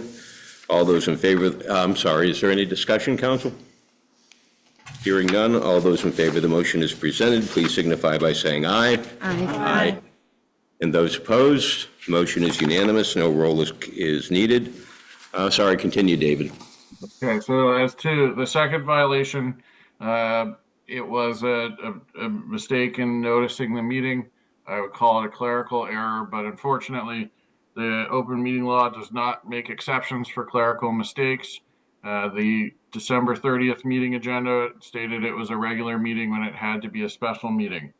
So we advise that the council admit that the December 30th meeting was not properly warned, and there are 3 steps that it will cure.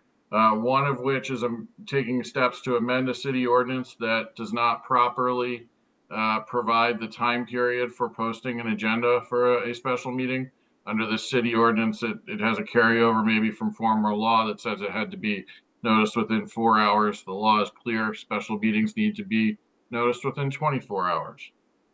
Then what the city is going to do is it's going to provide definitions of the different types of meetings allowed, regular, special, or emergency, including the notice period on the city's website, and it will develop agenda templates for each of those 3 types of meetings so that they can be used by all staff in preparing meeting agendas for council, all new committees, and councilors.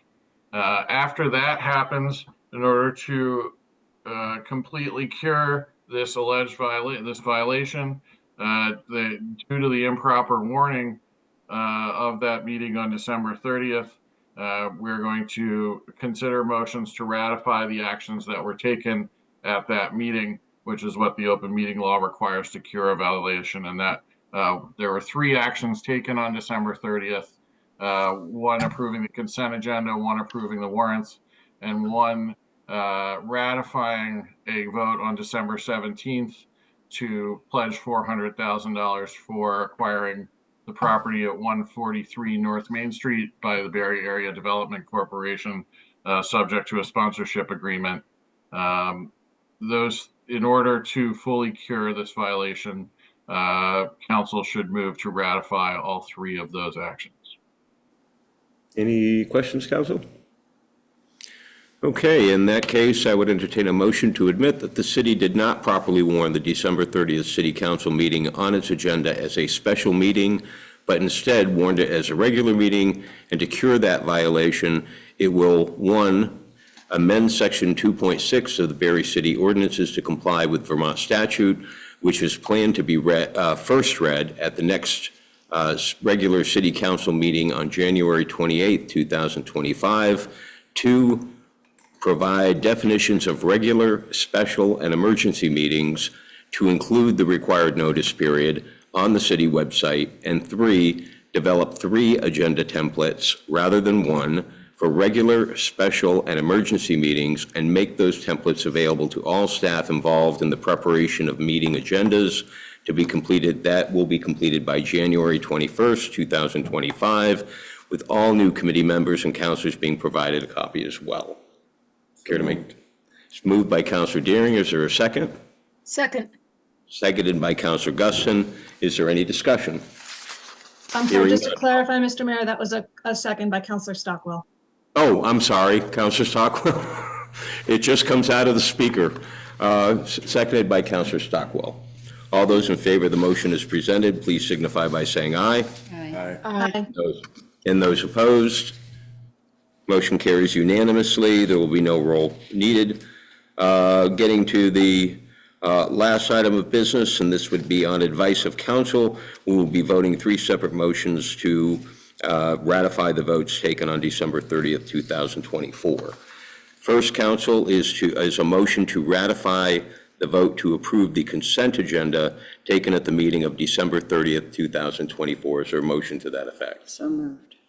Moved by Councilor Shambell, seconded by Councilor Deering. Is there any discussion or questions? Hearing none, all those in favor of the motion as presented, please signify by saying aye. Aye. And those opposed? No. Councilor Spaulding. This is a roll call. Councilor Spaulding. No. I am a yes.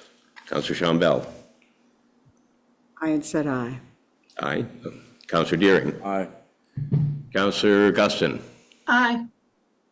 Councilor Stockwell. Aye. Thank you. Second motion I would entertain is a motion to ratify the vote to approve the warrants taken at the meeting of December 30th, 2024. Motion, please. So moved by Councilor Deering. Is there a second? Second. Thank you. Seconded by Councilor Guston. Council, is there any discussion?